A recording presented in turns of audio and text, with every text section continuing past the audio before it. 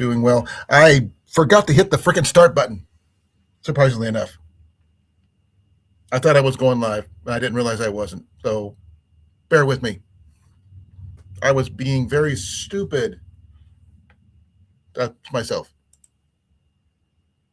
Wow, that's pretty good. That's like,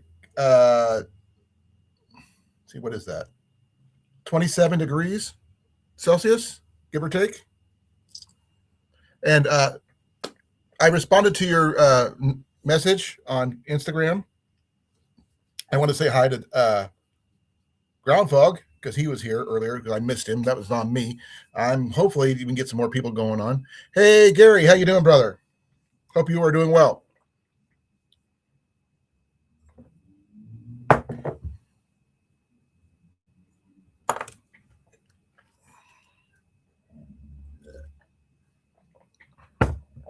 Oh, crap. I think I dropped my coffee. One more second here, folks. I had my coffee up here, and now I can't find it. Not my coffee cup, my other coffee.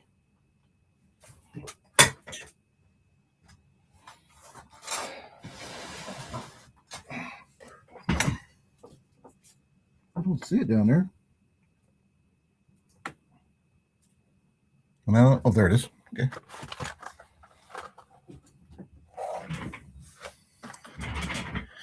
Yep, I'm here. I just finished up my supper and I got my coffee going. I just forgot to hit the start button. And what'd you find out?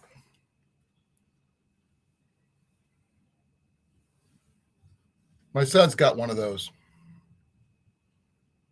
He doesn't use it though. It's in the our shared thing. I know the pinpointer is. Ian's got one.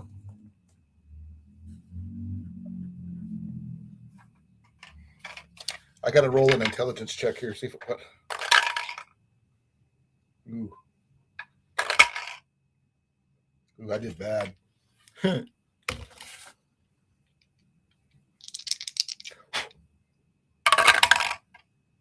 Better. Okay. I survived.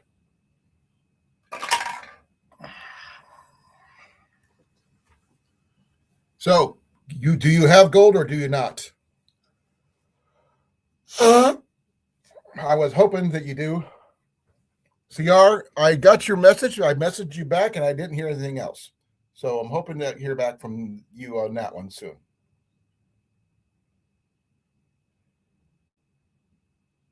That's cool. I don't have a metal detector. Ian's got a small bounty that came with a pinpointer. And not as fancy as the one that Big Matt found for $5, but that's good on him for finding something that cool.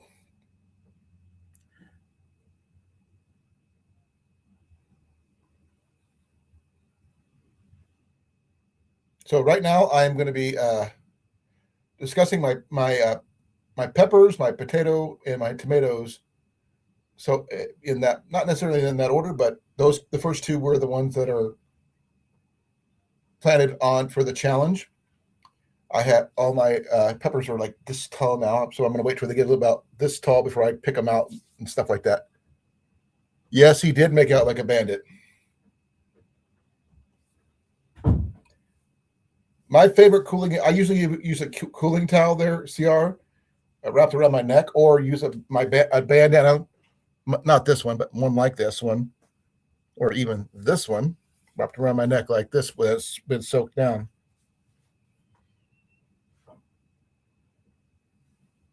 Here to go water your bucket? Okay. I watered mine yesterday. I'm probably going to do it again tomorrow when I get home. The one good news is that my potato leaves are sprouting off of it. Not just little green nubs anymore. They actually have little teeny tiny leaves. I don't have a shabog. I've been wanting to get one.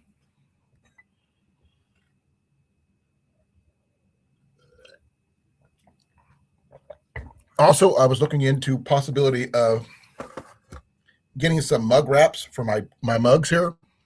I know they say Paulinger on it, so bear with me. I don't drink, but getting some mug wraps with my logo on it, so I can show off my logo, not just up here, mind you. Okay, do you have a link by any chance there, Gary?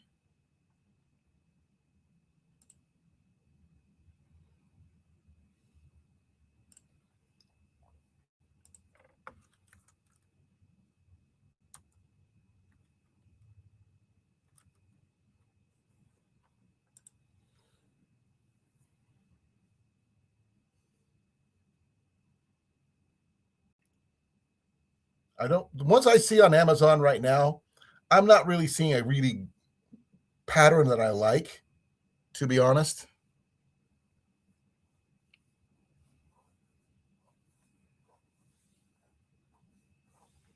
I don't want to go full on military, but I don't want to go unprotected sort of thing. Oh, I know. I just looked.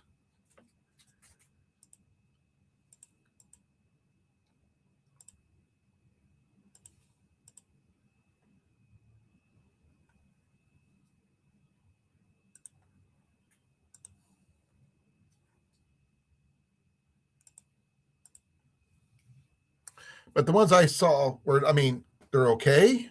There's just not my cup of tea generally. You know what I mean?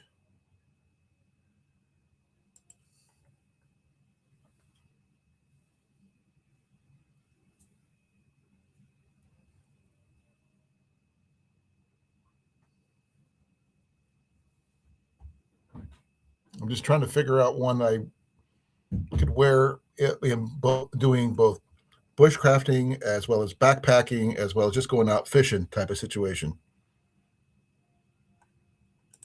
or even gardening for that matter, if that's the case. But I generally wear my hat when I do that. But I don't know if CR's got a shamag or not, and how many people how many people in my chat wear them. I've seen them on regular basis. I'm more of a hoodie or baseball cap kind of guy generally, but I know I should get one.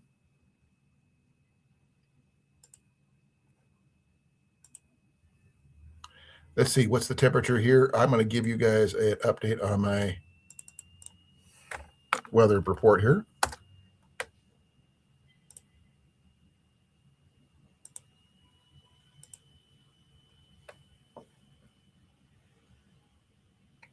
'83 here.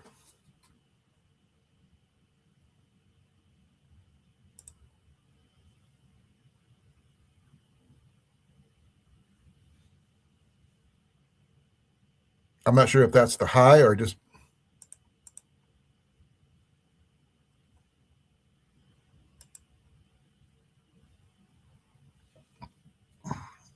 Oh, we had a high of 87. Let's see, what's the humidity on ours? Give me a second here. Let me take a look.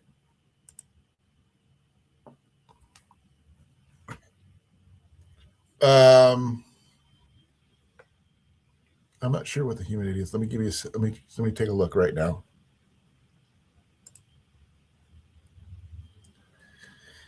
Humidity, I have no idea.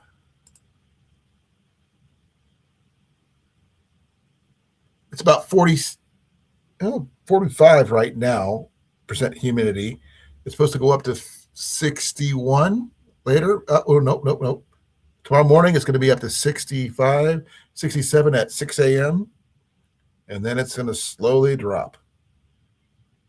Ooh. Saturday is going to be 70. They're going to have some rain going on Saturday. So that's going to be interesting to see. No, I got another location I want to take a look at because I don't want to lose out on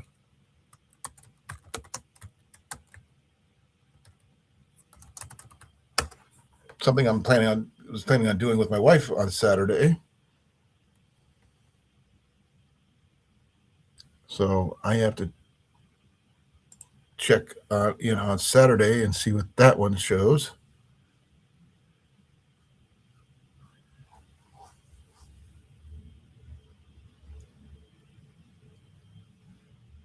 16% rain on Saturday, so that's not too bad.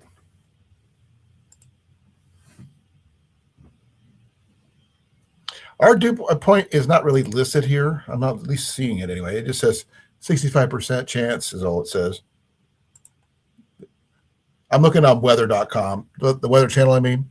So it doesn't really say what the dew point is too much. Yeah, 54 degree percent humidity in up there at Middle Amana. Right now is in Newton. It's the dew point is, wait for it to pop up again.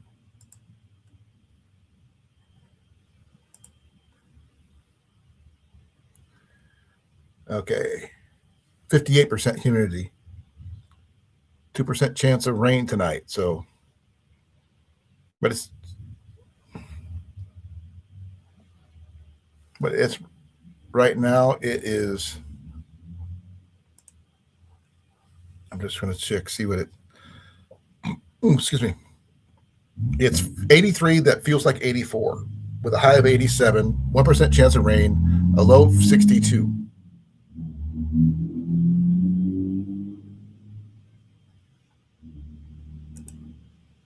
Humidity is 44%. Other than that, that's what I got. I mean, you couldn't see my lips move or anything because I was looking at the other channel. But yeah.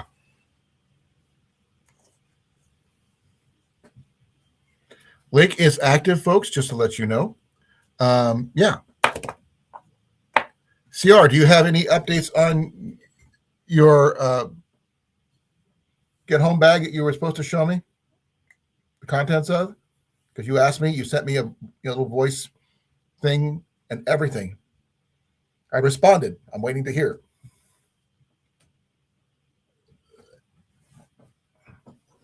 Oh, okay, this is going to suck because my light here is getting ready to die. This right here is a really cool thing. A guy found this at a bin store. You see this? Watch this. What's really cool. It gets light dimmer and it turns red, but it's rechargeable. So never go wrong with a rechargeable hanging light. Right now. Oh, that hurts. That hurts. Come on, get in there. There we go. I'm charging. Frick. Okay, CR. You messaged me. You left me a voice message there. I responded, and I haven't heard back yet about your get home bag. I'm going to see the contents. Yeah, it is a USB-C.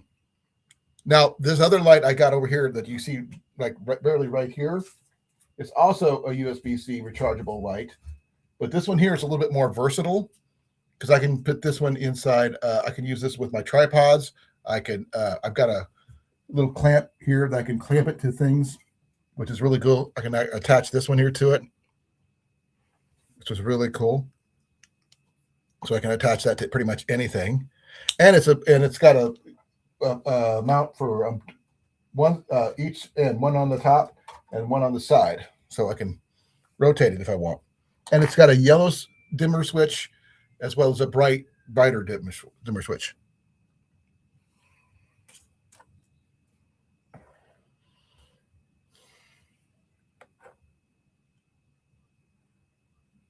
Oh, no. I've been okay, CR. With exception of Monday, I am as of Monday after I get home, I'm going to be medically retired. So that's going to be my status from here on out.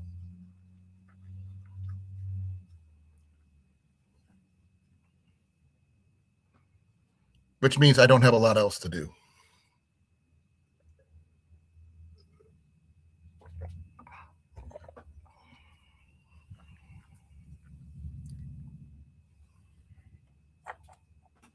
But I'm going to turn this down here for a second. I'm going to show you something really cool.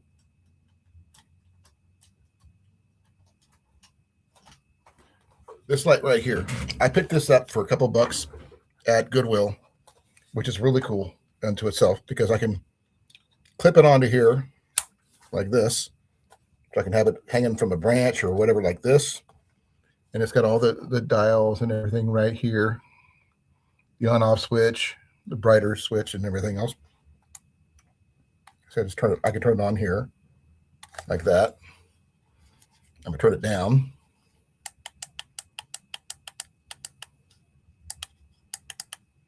Turn it yellow. You can see it yellow. Back to white. I can turn it down. I can dim it like a dimmer switch.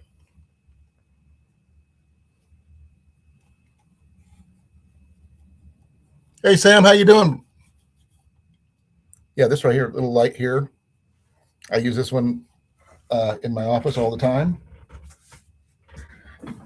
I also use this one on the trail because if I'm doing any recording, I've got a proprietary bag I use to hold it. I mean, an extra tripod that I use just for that purpose, and it's got a rechargeable remote for my phone and everything else. Thank you. I think it cost me like a couple bucks. And I have been trying to find the brand name on that thing, and I have not been able to do it so far. I've done Google search, I've done Google Glass, and all this other stuff, and nothing comes to mind. I mean, Bauer has something similar, but it's not exactly the same thing. But there's like literally no brand names on this thing.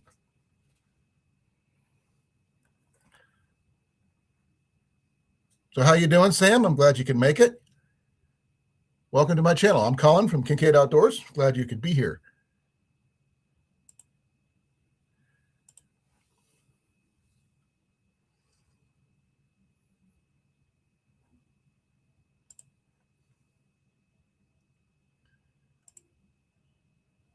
Oh yeah, I've got. See if I can find out my other tripod here. Give me a second. I'll show it to you. This is a separate purchase, mind you, not the same one as that one. But I generally use that one with that one and this one with my phone.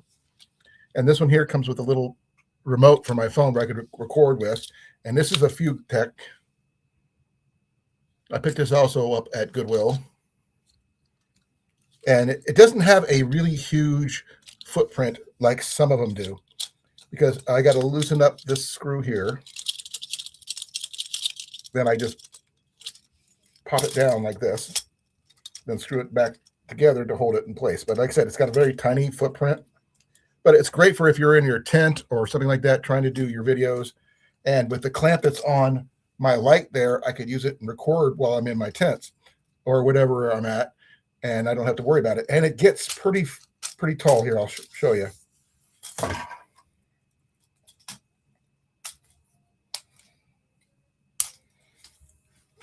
Okay, this is sitting on the ground. Let me get my cane here. I'll show you by standing up.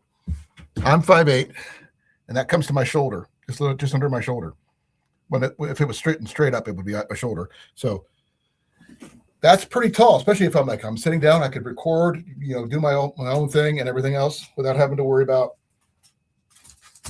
having to hold my phone to record or whatever. Hey, Doug, how you doing, brother? Glad you can make it. Hey, how you doing? Oh, you're not staying? You going over to Matt's? Well, hi to you, Jason and Molly. Say hi to Matt when you go see him.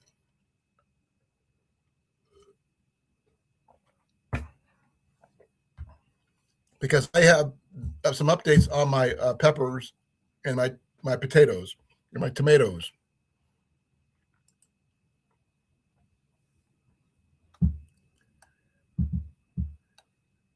Oh, that's right. Oh, say hi to your dad for me.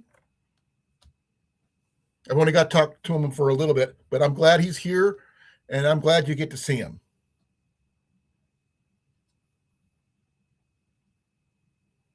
Well, thank you very much, brother. I really appreciate it. Give Molly a hug for me, please. I really appreciate it. And a slap on the back for your dad too. So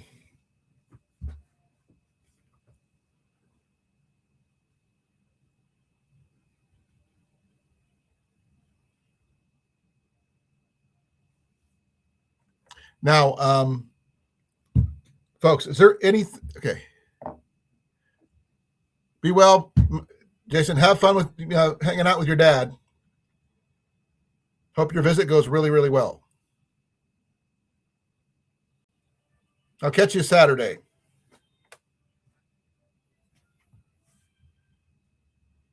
I got to go let Jenny know something because it's. I don't think she realizes.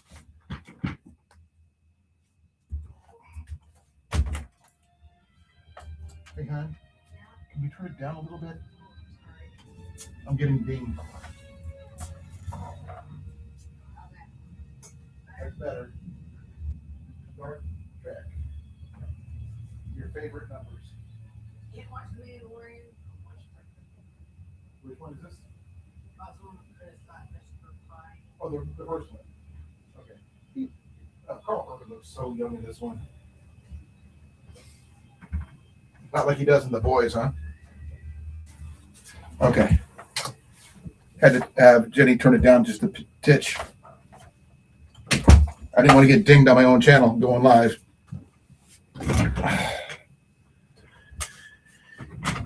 Jenny's watching the first of the new reboots of Star Trek. She is a Trekkie, first and foremost, more than you guys can safely admit. More than I can safely admit.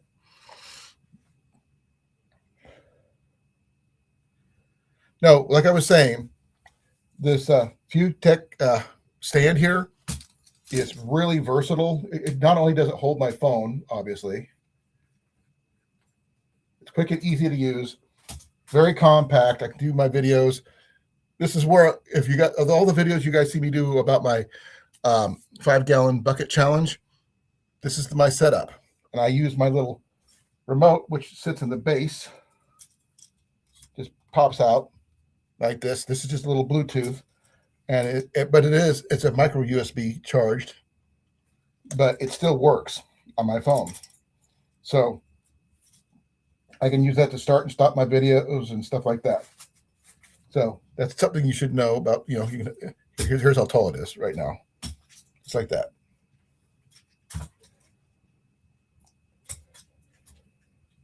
But that being said, my peppers are about this tall now.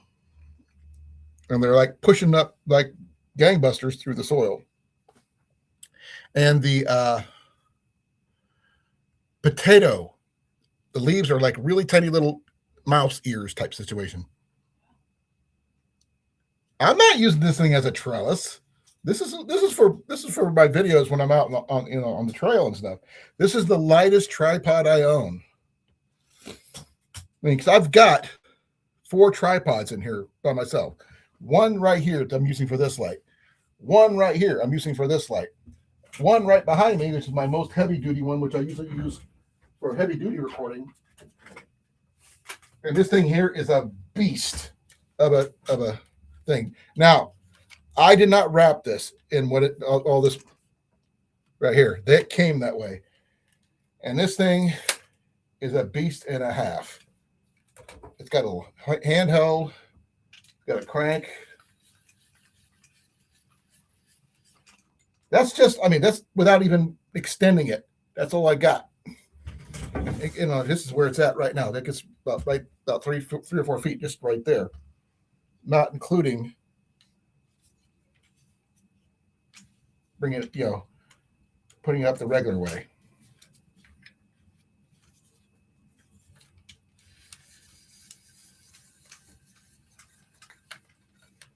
Now, and the legs, oh man, I'm just trying to tell you, the legs go down pretty good too.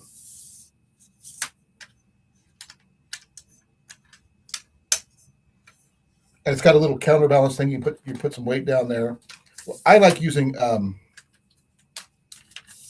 one of my battery packs in my in one of my pouches here, for I could use that for hanging it down there. It allows me to keep the things going and being charged, that kind of thing.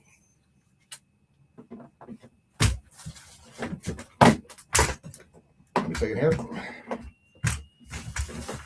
This is how tall it is right now. If I want to go up higher, yeah, you can't even see where that thing would be. I don't. Are you talking about like a gorilla pod type there, CR?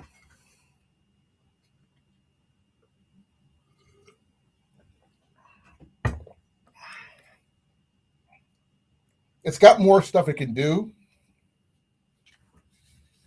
which is really nice.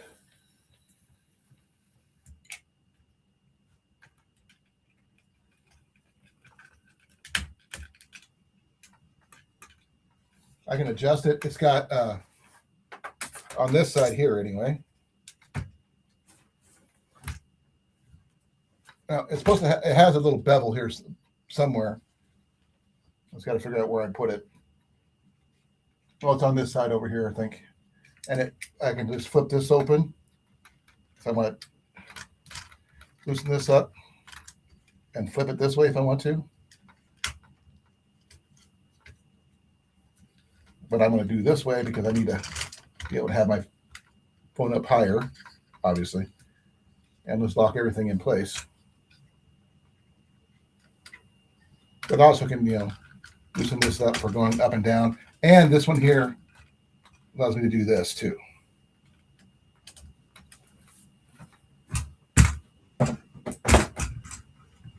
And the feet are really cool too, because give me a second here.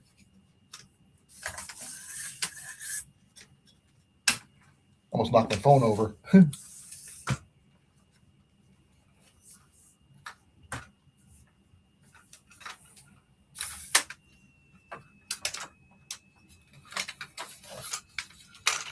Okay, the feet was really cool because they're articulated themselves. They kind of bevel.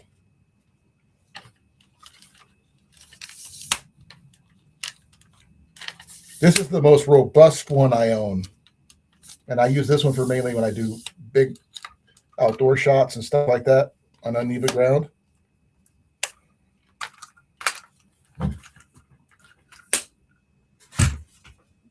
That's my beast. Yep.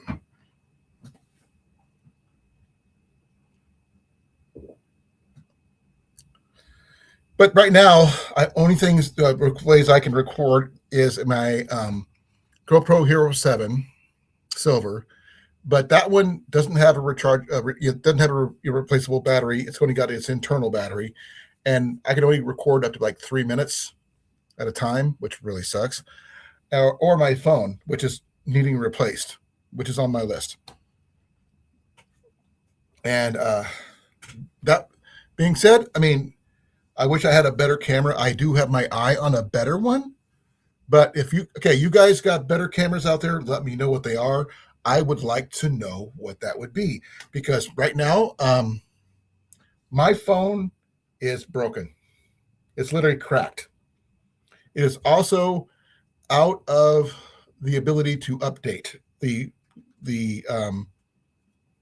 Surface package inside. I could do the apps, but that's about it. It stopped updating last year. So when I do go up to upgrade, though, I do plan on going to a Samsung Galaxy A35, I think it is. And I'm hoping, if that works out, to be available for a very long time.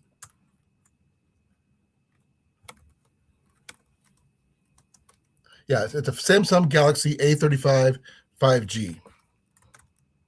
And that's what I'm going to upgrade to in order to do my sales, not sales, my videos and stuff like that. I can also hook them up to my hearing aids, which is a big bonus for me. I wish my cameras would hook up to my my hearing aids. Unfortunately, that is not the case.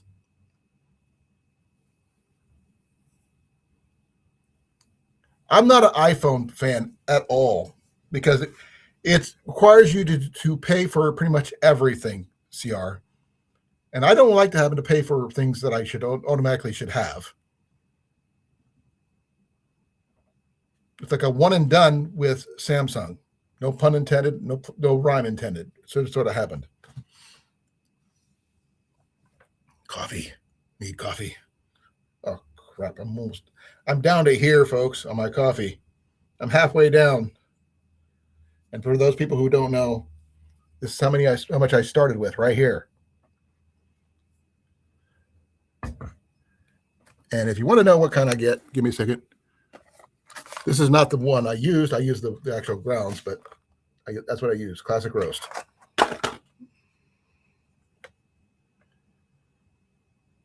Oh, I get it. But I'm going to go with the Samsung One 5G. And I think it's going to be the best bet for me anyway.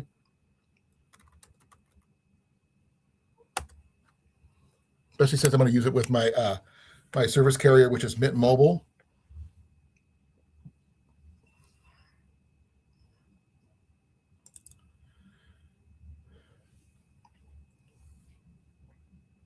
It does have a really good battery and everything else, which is nice. But that's about it, you know.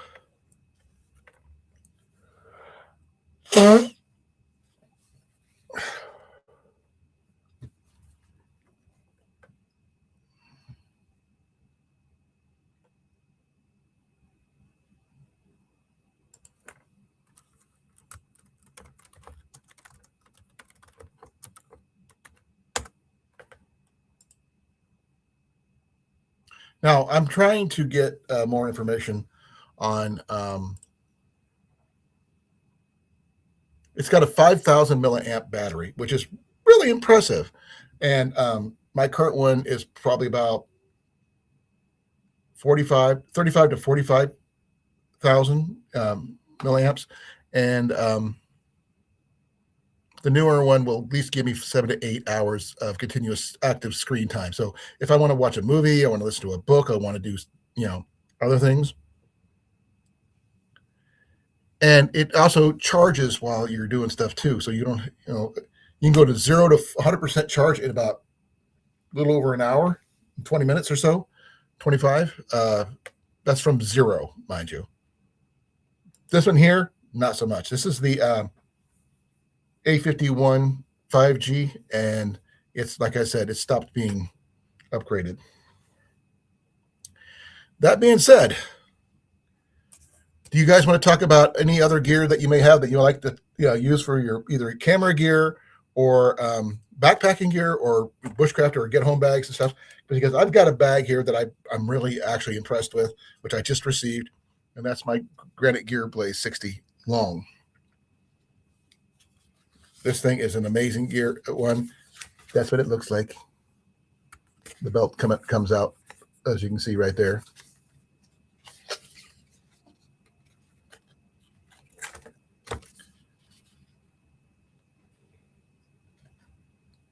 Let's see here. I'm just trying to find all the stats in English. There they are. Yeah, mine's like 21 to 24 inches long in the torso, which is I'm a 24-inch torso because I'm freaking short. Taut line hitch would definitely work. I use bags like this. I've got a bunch of mesh bags, and I can just throw my battery packs in there, and that just allows me to hang them underneath and run a cord up to my phone, my lights, what have you. And it's a really good way of keeping track of your gear. Now, if you can find a way to secure it with lanyards or what have you, you could do something like this. Yes, this is an old school bottle carrier situation, as you can see. If you can find a way to secure this to your battery bank, you will have a way to secure with either Velcro or snaps. Like, say, if you use some strips of Gorilla Tape and stuff like that to secure it to your batteries, that you can just strap it right here and you're good to go. But if you want to keep it in your thing on your tripods and stuff, especially on this, like my big one, I could just throw it in here, run the line out through the top, hook it up to my phone, whichever phone that may be. Not this one, hopefully.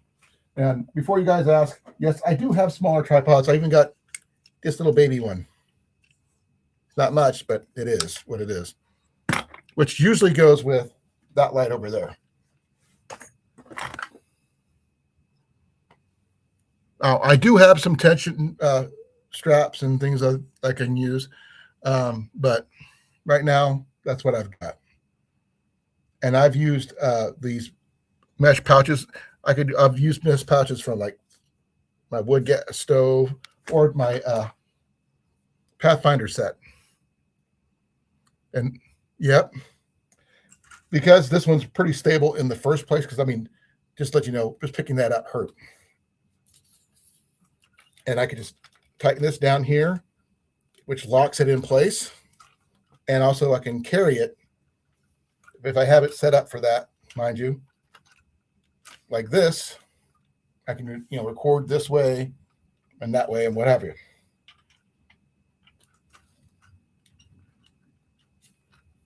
This one here, I mean, I paid only a few bucks for this, and this is one of my better investments.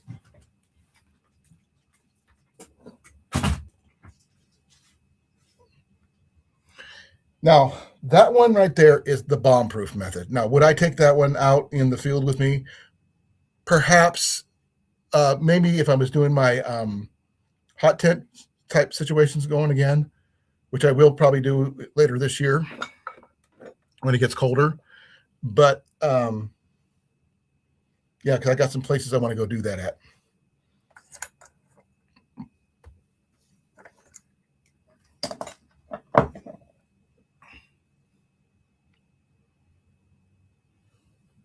I see who's the third person in here? I see Gary. I see CR. Whoever you are, hi. How you doing? Glad you can make it. This is Colin from Kincaid Outdoors. I hope you guys are doing well. Right now, I just got done eating supper. We were discussing lights and tripods right now. If you guys have any upgrades, any ideas, any suggestions to make your filming better. Now, I do have a couple batteries that have proprietary attached charge cords, but they're like really tiny, but they have a way to add an extension one like this long. Right now I'm charging my little light hanging light, one of my third light that I have. This one here requires a battery pack, or in some cases, my Jackery 300 Explorer Plus, which will charge that one run for a very, very long time. This one here is rechargeable, so it does not have the ability to be plugged in and just, that kind of thing. But you can use a cord from a battery pack to that to allow it to run as well. But this one here they're both dimmable. This one's got a really nice long cord. This one you have to add a cord. So they got their checks and balances on which one's better.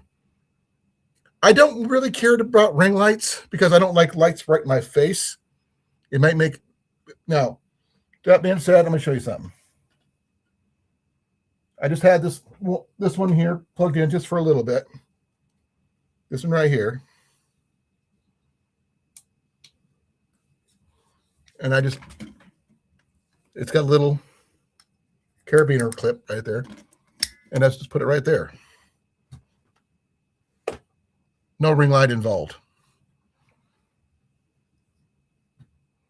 It is a little bright, though. I will say that. So I'm probably going to bring it down just one notch. So a little softer, a little better. So the reason I have these lights on instead of this one, because this one here is like super bright and I have trouble seeing. Whether you guys know or not, these glasses get really, really dark.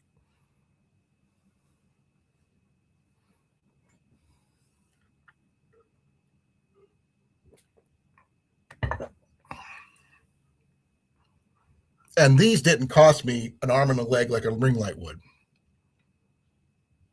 I mean, everything, pretty much everything in here, with a few exceptions, is thrifted.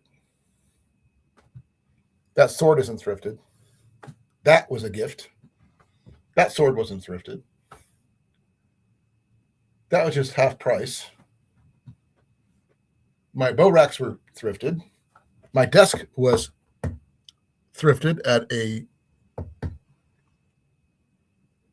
I-80 flea market that I found.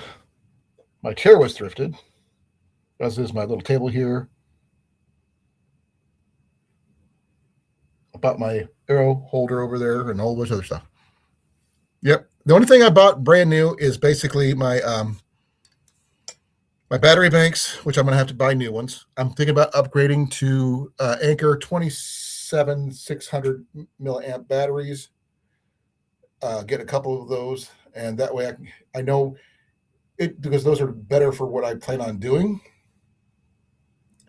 Because I found out something really cool stuff about when you're out in the field doing stuff like bushcraft stuff, bug out bags, get home bags, anything like that, and you want to record or upload or anything like that, you cannot get signal to save your freaking life. But there's a thing I found is a portable hotspot you can get from Verizon. It's called the Orbic Speed 5G. And you can get that one and power it by your power banks. And with just a small fraction of a cost for a prepaid card, you can have a month's worth of free of hotspot data. So you can upload your cameras, upload your videos, whatever. And they're, portable. You don't have to be tied down to a landline or a power station. So all you need is a simple little battery bank. Well, the 27,600 milliamp one is going to definitely be enough to power that. And you can watch your videos, listen to your whatever, without having to worry about running out of signal like you would in some places. Because, dead zones suck. Oh, yeah. Definitely a lot of my stuff, with exception of this one. Well, even this one, if I use my Jackery, this is the one of the two that I got from Cecilia. One of them broke. But this one's on a simple little tripod, and it works out great. But it needs to be plugged in at all times in order to work. It is adjustable power-wise, but it's got a really cool, I just unplugged it, little power switch here. I have it plugged into a USB port down here. And I just turn it on. I can turn it up. I can turn it down, as you can see. But that's probably not going to go on the trail with me because this thing is not durable at all. I'd probably stick with my rechargeable ones, which is this one and this one. And that would be the best bet, especially since, using this one as an example. Give me a second here. I can't, because my eyes are really, really bad. This one here is really cool because I can do something with it that most people don't know. You see a little dent there? I want to show you something. This is really cool. I can take this off. And I've been trying to get this little bump out here. Hey, look. It's an emergency little thing for getting water. And it just screws back on here. Let's get this thing here on here.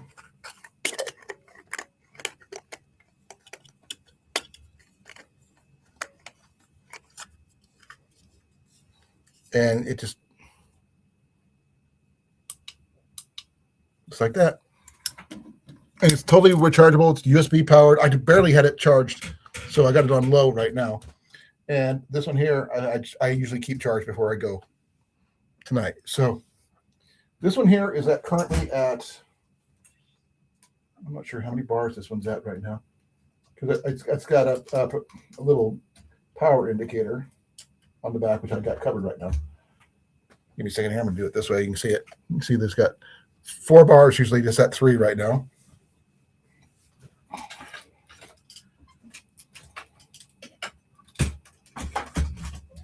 And I'm just going to put it up here for like this for now. That way I can keep track of it.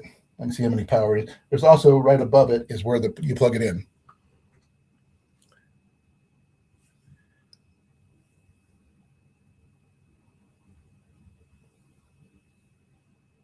Well, I've got a little folding solar panel in my bag. I could try seeing how well it charges with that. I haven't done either one of them yet, so that's a good idea. I can try that tomorrow, possibly. I'm going to let one of these discharge completely, or if not both of them, and see how long it takes for me to charge them up. It's like a little folding solar panel, so I'm hoping it's supposed to be a 40 watt, but who knows? And I'm going to try it tomorrow and see how that works. See how long it takes for it to actually charge. This one here, it's got the indicator light on it, so this would probably be a better bet, because I can't tell if this one here is fully charged or not, because I can't tell you how long. Because this one only was charged just a little bit, because I just put it on over and over there, and yeah, because this one was almost dead a minute ago.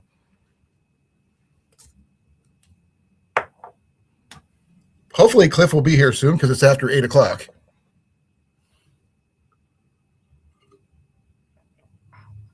And I'm almost out of my coffee. I'm down like right there. Now, do you have any of the solar lights that you can take with you when you're filming outside there, CR? Anything you can clip to yourself or anything like that? Because I can go in and go get my solar panel if you want me to. I saw some of his objects. I didn't see all of them. Oh, I'm up to 6.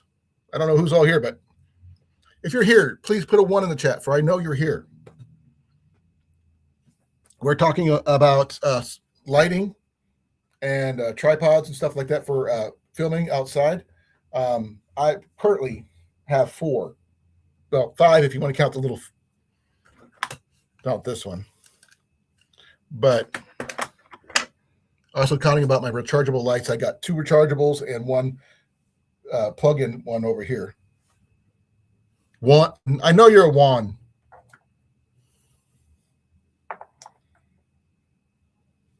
Are you one and done, or are you just one? Well, we lost somebody. We're now down to 5. But that being said, the updates on my potato is that it's got little green leaves, sort of like gerbil ears right now, about the size of gerbil ears, really tiny. But they're all over the place. They're actually real leaves this time, not just little buds popping up. They popped up today. The peppers are, like I said, are about that tall. When they get to the edge, the top of the bucket, I'm going to thin them out and leave 1 to survive and let it see what happens. Yeah, that's what I got so far. I'm going to open up the chat for open chat. The floor for open chat. You guys tell me what you want to talk about, as long as it's not one of the following.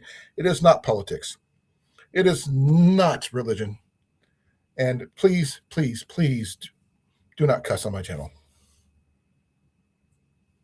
That's my big 3 right there. So other than that, that's what I got. Now I'm down to 4. So what happened? I lost Gary. I only got you here. CR, what's going on? What did we do? Don't mean to yell. Just saying.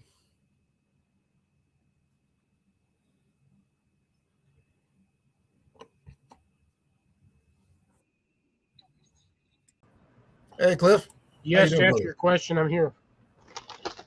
I've actually been here for a bit. Just was listening and eating my food.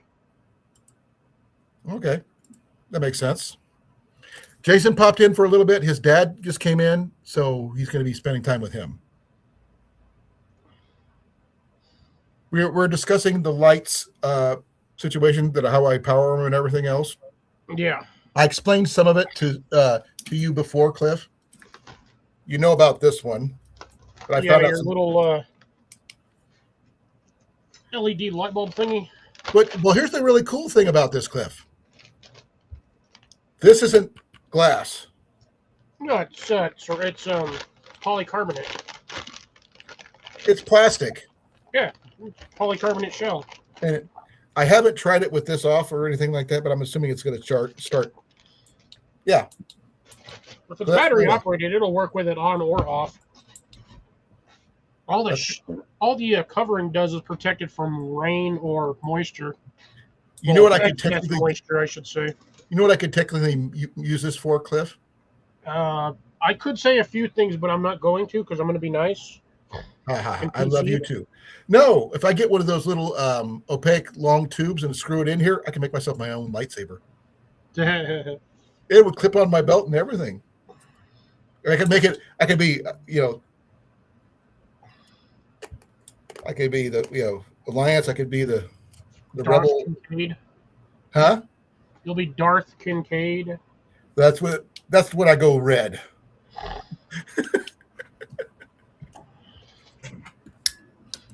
No, I mean red. That means you've gone beyond platinum.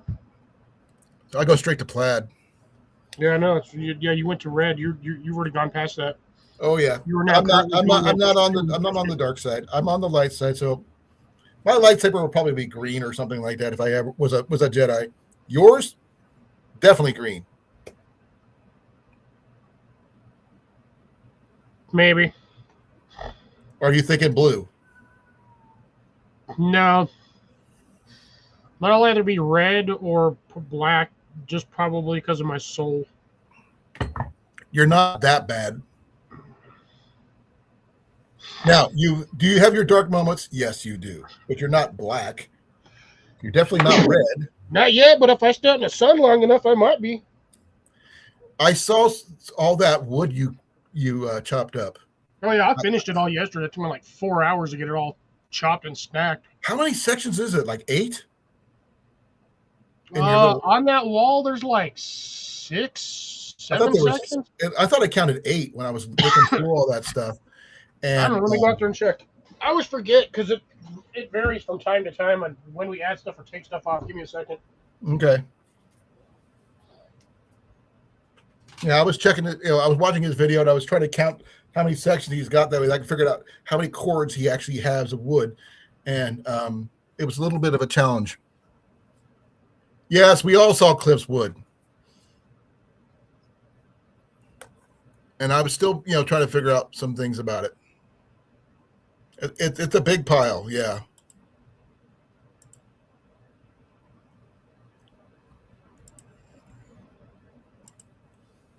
I haven't seen all his new videos, but I've seen a good portion of them.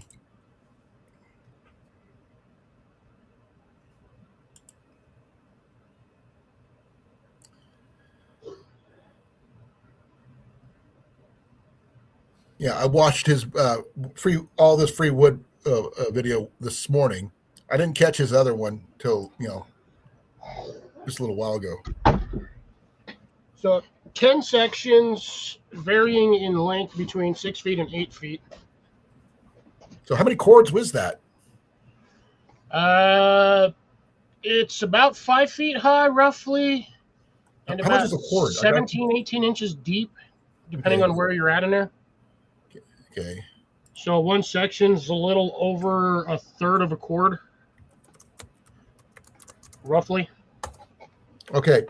A full cord is about 600 to 800 individual logs. You surpass that. By U.S. standards, a full cord measures 4 feet high, 4 feet wide, and 8 feet long. Yeah. I think you got that in each section. So you got at least 5 or 6 cords. No, not even close. That's like a third of a cord each section. They're at least 4 feet wide, right? No. They're 5 feet tall, roughly, and about in between each vertical post, they're usually that it varies between 6 feet and 8 feet. But they're only about 18 inches deep. Oh, only 8. Okay, that's the only thing that changes. Okay. Yeah, because I cut everything. All the stuff that I cut is at 15 inches, which fits in there perfectly. Some of it a little shorter, but that also depends on the spacing of the block wall on the back side, or basically the side that faces our property. Because the way those blocks were designed there, it's a split block. So it's made in 2 sections, and then they use a machine and they pinch it, and it separates the 2 blocks. So to cinder blocks. Okay, how wide was it again? Roughly 18 inches. Or sorry, each section varies 6 feet Roughly. long to 8 feet long, about 5 feet high, and about 16, 18 inches deep. Okay. Probably closer to like 17 inches.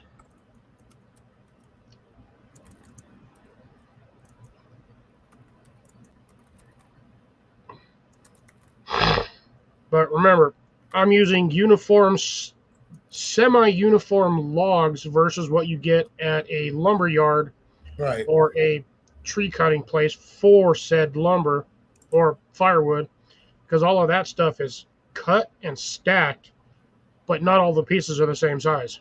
Okay, what you have in one section, just giving those dimensions you gave me, you have 1.69 cords, face cords. I have it's like a third of one true cord. Well, they said it's between you're going to have between 335 to 450 individual logs in this stack on average. You said they're about 16 to 18 inches long. Well, the logs themselves, the pieces I cut are 15 inches because they have to fit in my fireplace. Okay, so that's going to change. Okay. The depth of the box is about 18 inches.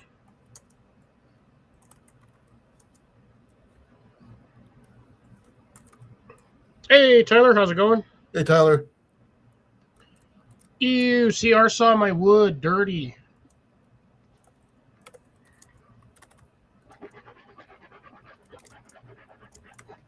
Okay, according to your current residence, you got just under a half a cord, 4.6875, give or take. This amounts to exactly 1.5 face cords and contains an average of 280 to 375 individual logs. Let's see. Yes, I'm breaking it down to math. Basically, each level is 20 logs. So that's, and you have you said you had 10? Well, I have 10 sections, but I only have one full section of that I cut. I have one solid section that is nothing but that, and then I had like a gap in there, so we just wedged 2x4s and stuff in there to fill it up. I get that. But that's still how long would that last you guys? Truthfully, it probably wouldn't last me in an actual cold scenario. Probably a week or 2, give or take. Really? That's not very efficient. You figure your dad, when he built the house, your house is supposed to be really efficient heat-wise. Well, you got to heat it up first. If it's cold enough, you got to heat the inside. And the wall that the fireplace is on is 16 inches thick. It's south facing, right? Yeah, the house is south facing. So that should help a little. So it does, but you have to have sunlight in order to solarize a house. If there's no you sunlight, still got more light coming into you than we do over here. Because you're more in a desert situation than I am. Okay, Thank you for letting me know you're here, Tyler. I really appreciate it. Yeah, Jason's not here. Unfortunately, he is saying hi to his Hosting. parents. He's hosting his dad. I think I ate too fast. Update on my bucket challenge stuff, Cliff. My potato has got what I would consider gerbil size ear size leaves right now all over it. It just had little teeny buds sticking out of the dirt yesterday. Now Oh, the it leaves are doesn't take out. long. Once a potato breaches surface, you watch how fast that thing takes off. Oh, I'm sure. I mean, this was about a week before it started doing that. So I'm saying it's pretty good. The peppers are about that tall. Yeah, mine still have done absolutely nothing. I think a lot of it has to do with my weather here. I'm thinking because we got a lot more water than you do. And Yeah, well, I also had like 3 days where it dropped to like 55 degrees, so that kind of yeah, I can see that. yeah, that kind of hurt my germination staging for my peppers. My clone is doing quite well. The stem is still like that big around. Where what started out for like really skinny, less than a pencil size. I mean, literally, it was started out less than this when starting out, but now it's like freaking huge. It's thicker than its parent plant. Yeah, it's because the parent plant's been basically stuck in the same pot for like a year and a half, versus the clone, which is in a brand new pot all on its own. Yep, it started off in those little teeny little starter pots, the little buckets, and then I mean, it literally had the root system ball was completely encapsulated in the entire thing all the way around it. So when I popped it out, dug the hole into the new pot, and just dropped it into the new soil, and let it go nuts. Oh, you should have ruffled the roots. I'm not a gardener. I just threw it in to see what happens, and now it's just going nuts on its own. So it was strong enough to do that. And my one tomato is like that big now. Nice. So the other one is like that big, and the little one is just got like that about that big. So that's on the parent plant. That's the third sprouting of fruit on that plant in the last year. So the fact that it's lasted this long and it's still producing, I'm happy. Well, so that's the thing that's what most people who kind of garden on like the down low, like here and there, they don't understand that you can take a seasonal plant and extend the life of that plant for years just by bringing it inside. I only take it out rarely. I know I could if I upgraded the pot that it was in to a bigger pot and better soil and everything else, it would probably go nuts. But it would also probably die faster too. Depends. And also, I'm also limited on Family space. Dollar. I'm just kind of limited on space as Yeah, well. I understand that. That's why you got to at that point you have to grow vertically. So That's why it's so tall. But the outer portion of the stems are like bark anyway. Apparently, that's what happens when they get certain age, Yes. and that's not Usually necessarily after not a about bad the thing. 2 year mark, they start looking like they're turning into trees. And yes, they're very leggy, but that's not necessarily a bad thing because I got my cages up there. So I got cages around them, so that helps. They're being supported. That's what my bell pepper plant did. It got really tall in the pot, and then I had to put a cage around it. And then I wasn't sure if the cage was going to hold it because it's just one of those basic tomato cages, like the green or red ones you find, or the silver ones. Oh, I just chucked a 3-tier one of those in there. Or metal? No, that's the metal ones. Yeah, I've got a metal one. Round ones that look like giant ice cream cones. Yeah, I shoved one of those in there, and it grew over the top of that and decided it was at the very peak of that thing, decided it wanted to do this. That's what mine's doing. And now I got 2 like 1.5 foot long splits off the top of that. Now I did cut off my bell peppers because each one of those had 2 bell peppers on it. Right, I can get that. Little bell peppers, mind you, but it's still a free bell pepper. Jenny and I have already discussed what to do with the peppers because we generally don't do peppers for eating, but we do have a plan for making stuffed peppers. That's always good. Yeah, we figured one way or another we'll find a way to use them. I mean, we don't do a lot of major cooking yet because one, it's hard for me to figure out how to cook properly on a freaking electric stove. I can't control the heat like I want to, like you would with gas. Yeah, it makes sense.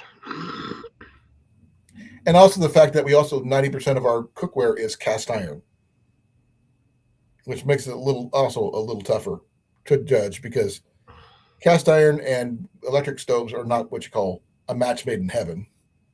Now, if you had an induction stove, yes, but at the same time, that gets real hot real fast. Right. Real So, fast. but the thing is, we get this new place. It has a practically brand new stove with built-in griddle and everything. It's a gas.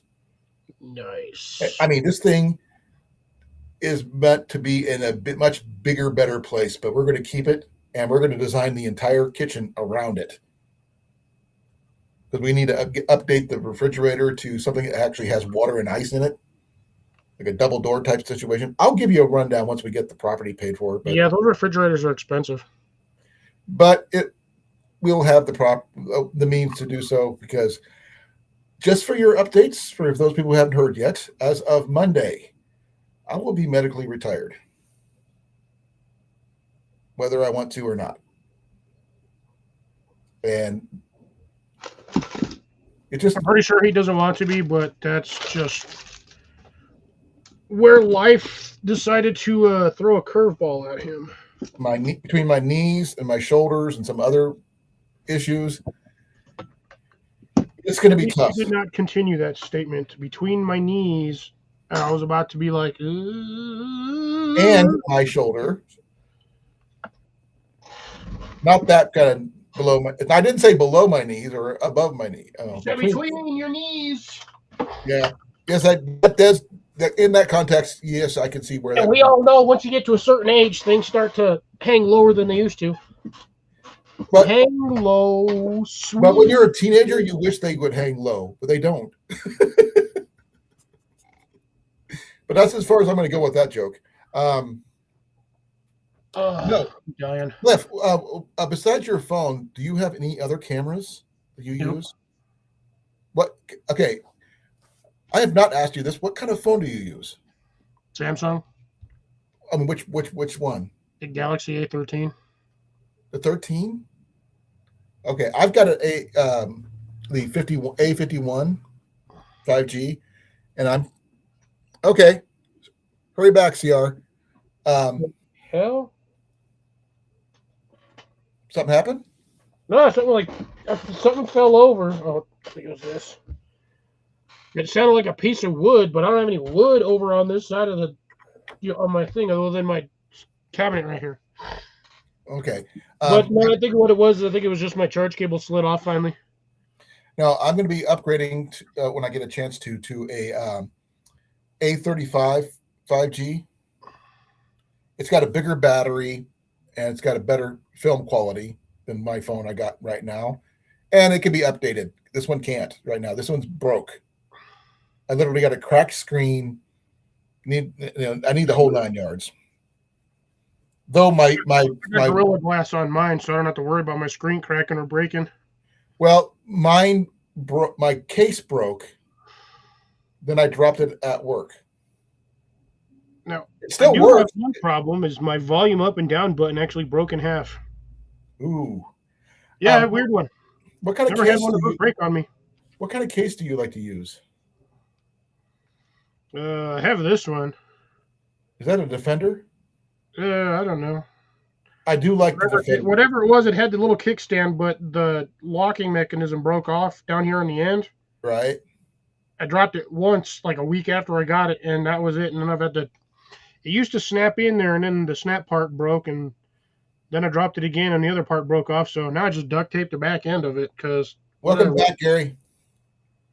No, I mean I want to get the Defender one. I'm not sure what the brand who puts that out, but they work better for the phones that I'm planning on using because they hit the built-in kickstands and all the other stuff, and they have the Gorilla Glass covers for the screens that still allow you to touch screen and everything. But the 35 5G one I was telling you about has a 5,000 milliamp battery, which is pretty substantial, and for a cell phone. But since we use ours for recording, there we go. Finally, that's going to be a little different. Good. I guess I stand corrected. So I didn't actually break the volume button on the phone. I broke the one on the case. Well, then you needed to replace your case anyway. Nah, case works fine. My case has been broken. Plus, it has this. That's a tiny little thing. What is that? Yeah. The new one? Huh? Which one is that? I can't see it. Yeah. If you can't see it, then you should know what it is. It's a Grim Survival card thing. Yeah, but you're sideways. I couldn't read it. Now it's a fire starter card. I see it now. Oh, you got a Fresnel lens. Oh. What happened? I don't know. No I didn't do anything. I kicked me. I don't know if it kicked me out or kicked both of us out. It kicked you out. Oh, weird. You got a Fresnel lens. That's cool. We like those. Yeah, and things. I keep it in my. It stays in my phone. You kind of remind me of that movie from Marvel, from the Ant-Man, where you can see the jerk. It says, "Quit being a, blankety blank." I see you too, Cliff. Cross-eyed now. I get a question for you. Maybe you might be able to know. I'm not sure if you've ever tried taking two of those things and holding them up just right to see if you can get a telescopic effect or not.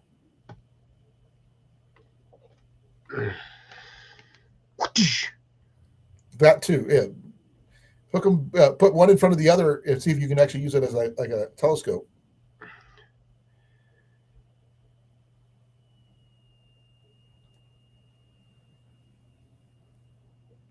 Without it being upside down, obviously. Yeah, the problem is trying to find something I can focus on and I can actually see. Yeah, it's the focal point is weird. Yeah, the focal points are weird on these, so it won't physically work. You have to have something that's got because this one's a flat focal point, but the way it works is it pulls closer, whereas this one's got the wide, but focuses to essentially. Oh yeah, I've got a lot of. Give me a second here. Now, with my other lens, I can actually do that with. Okay. I've got one that might work for that. Give me a second. I'm going to show you something. It's actually kind of cool. It's going to take me a little bit. You got the con real quick. But yeah, I basically just keep this in the back of my phone, just in case. That's cool. Because TSA won't never ever know it's there. So if I really had to, I can start a fire. But I'm not going to start a fire in the middle of an airplane, especially with a Fresnel card, because you got to have sunlight in order to do that. Get all the dirt. Sorry. Get all the dirt out of here.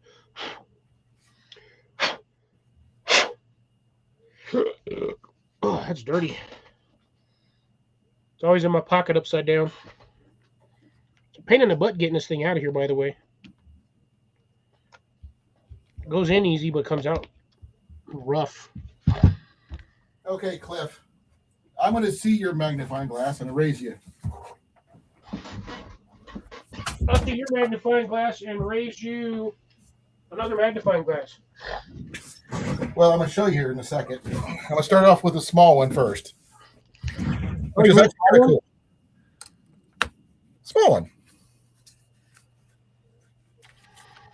See, I got this one. And I like the fact that it comes in a little case like that, so it protects it. That's a good pack one, by the way. I've seen that one. This one is glass too, so. Well, this one's flat on one side and concave on the other side. Now, this one here, I call this one the Velma. You ready for it? Yeah. Oh, yeah. Man, that's an old school one. Yep. That doesn't have that stupid secondary focal point, which is why I grabbed this one when I found it. This one here is a Carson. Yeah, those ones are super cheap. You could take the whole lens out just by unscrewing the handle. Yeah. But the thing is, I was wondering, since we got a small one here, this one here is plastic. It doesn't matter. Still has the focal range. It should have the focal range. Oh shit! Yeah. Well, it might work if I ever get to figure it out.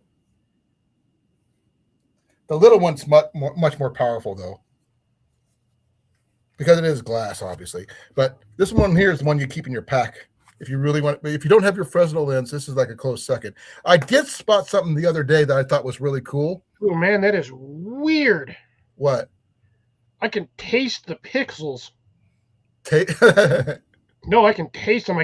It pulls them like off the screen, almost like a 3D image, right? and you can see the individual pixels. Oh, that is so weird. Let me see what this one can do. See if that can do it. Like it literally pulls the image, like it's pulling the image like this. That is so weird. I get about right there. I can see the pixels too. Now, I don't know how well your new Fresnel lens would work. Probably about the same.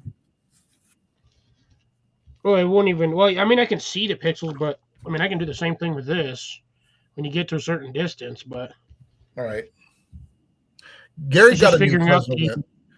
But do you remember those focal Fresnel depth. lenses? Sorry, go ahead. Oh no, I was just saying, you just got to figure out the focal depth if you wanted to do long range. This would probably work long range better than it does short range. Oh yeah. Do you remember those Fresnel lenses we played with at the gathering? Yeah. The ones Jenny found. Those things were freaking cool. You weren't there, Gary, but we had a blast with those things. We were like little kids. Freaking blowing up rocks. We were actually melting rocks. Jenny found these ones that were supposed to be like for tablets or something, that were supposed to be like tablet covers to magnify them, the screens, and these things were totally freaking awesome. If I could have found more, I would have. And those things, they produced a lot of heat for what they were. But I believe that Cornfed is the one that got all of them. Yeah, and promptly lost all of them. No, he didn't lose them. You know what happened to them? They got stolen. They grew legs along with his truck. They grew legs and walked away. His truck grew legs and walked away until it ran out of gas. Oh, I forgot I still had those. If you didn't know, Cornfed experience, he's a friend of mine who lives here in Iowa. He won our bug out bag challenge back in the day in 2023. It was a big bingo type situation. Molly won second place, and they redid another thing. They put some more stuff in there, and Ian won third. And ironically, Ian won third. Well, because both Rob and Molly threw some stuff in there to make sure he, got something because they thought it was cool, and that's where I first acquired my first survival shoelaces, because Molly did not like my paracord shoelaces that I was wearing. Oh, I absolutely love mine. I love mine too. Now I've got to go make new ones. But I'm gonna wait till I get my new boots before I swap them out. But yeah, there was a lot of cool stuff in that bag that he got. His wife went through and got what she wanted first, though. Yes, she did. Said, once I get done choosing, then you can do whatever you want. She got some choice stuff too. I mean, we had amp stoves, some lights, paracord, some of these little SOL blankets, everything. I mean, if we had a backpack, water filters, everything. If there's a video about it, Gary, if you want to check on it's on your channel and I believe Jason's channel, right? I filmed it, but I don't ever remember if I put it on the internet or not. I don't remember if I uploaded it. If you haven't, it's probably still on one of my SD cards somewhere. If you do have it, I would love to see it, because I would like to download it to my, my computer at least. I don't think I think I did a short about it maybe, but I can't remember. But that was like back in 2023, June of 2023. Yeah, I would have to find the SD card that I have that information on. I have no idea where it's at. Actually, I think that might actually be in my other phone, which I think is it was May of 2023, and I don't have that particular one. I've got the bacon on the campfire one. I got your smallmouth bass. I've got your it's my walk. large smallmouth, my small Yeah. largemouth. Yep. And I've got the river crane one. And oh, you got a small largemouth and another small largemouth. You got two of them. The blue heron one and the long walk and the last fire. I do not. The gathering giveaway. I do have that, a small one of that. Like 23 seconds long. It's a short. So it's on my channel if you want to go take a look at it. It's a really cool thing. It's not as funny as Cliff walking up a quarter-mile hill 4 times in a row. Yeah, that's a tug. It was interesting to say the least. Let's say I don't want to do it again, but if I had to, I could, but I just don't want to. Oh, I get it. Especially, luckily, no, the first part was after being on a boat, you get your boat legs, and then you have to walk on land uphill. And it wasn't your fault that he forgot to lower his freaking motor. That was his. Dude, we were out there for like a half an hour. We're like, why are we sitting so high? Because I was like at the front of the boat trying to keep that thing from falling over. Yeah, here's the video on that particular one. From Kincaid Outdoors. We are here live at the I keep on forgetting how much stuff the gathering, and this is the giveaway item so far we have. Freaking packed. As you can see, it covers the entire table. One lucky person is going to win this. That's it. Yeah, I mean that I thought that was pretty cool.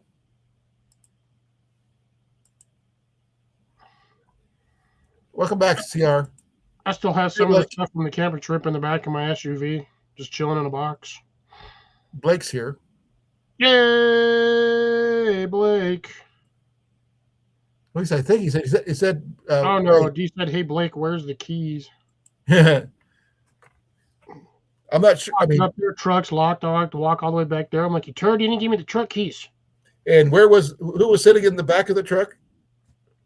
No, that was like the third time when I went back up there. I got tired because I was really, before I got my surgery done, I was so tired going up that hill I couldn't do any more. So I laid down in the back of his truck because I didn't have the key to get in. So at least I was comfortable.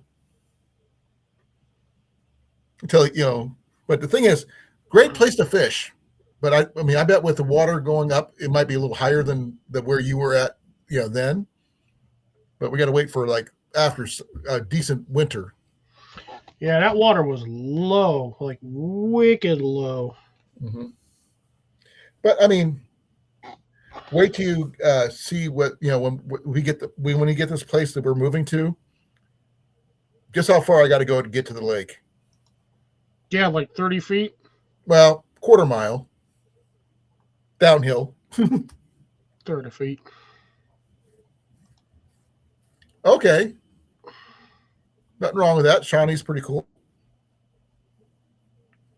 So, any updates on yours besides the one? I didn't get a chance to watch your second live yet. Your little short yet. So, about your updates. I have random updates. I still got to do the one for the wood pile because I actually finished all of that yesterday. Okay. I watched the one this morning. Well, that's because I put it out this morning, but that was I filmed it yesterday. I know, but I watched that one this morning, and I didn't realize there was a second one. So until just right before my live here, so I hadn't had a chance to go watch it yet. Well, that was the main video. Then I did the update, and then I think I did a short. I think I'd remember. You haven't posted that one yet. I looked. Let me see if I did or not. I don't remember what you got your channel up. I filmed stuff today. I just don't remember what I filmed. I'm looking. You got your week 3 update. Yeah, that's it. Yeah, I did the wood part. No, I did put the wood one in yesterday. Yeah. And this one here. I got the week 3, 2, 1, and 0 update, which is going to be fun because next week it's going to be the 4, 3, 2, 1 week update. Yeah, right now I'm just trying to. I got your one where you're showing off your plants that you bought flat out in the containers. Oh yeah, that one Your was hot peppers. that one was on the 24th. So Yeah. I looked into those plants a tad bit more. Right. So the price was actually not bad. Well, it's not too bad then. Okay, so I paid $20 for each one of those red containers that those hot peppers came in. Right. I had a few people who were like, "Ooh, that's a little expensive." No. Well, an iteration on that is technically I paid $5 a plant. So each one of those pots has 4 plants in it. That makes sense. You just decided to do the shotgun effect of planting. No, I did not. I purchased those plants at Home Depot. No, I meant for each pot. You want to maximize your output of each pot. Yes. Well, gardeners, when you're doing commercial stuff for sale like that, yes, because you don't never know what's going to germinate.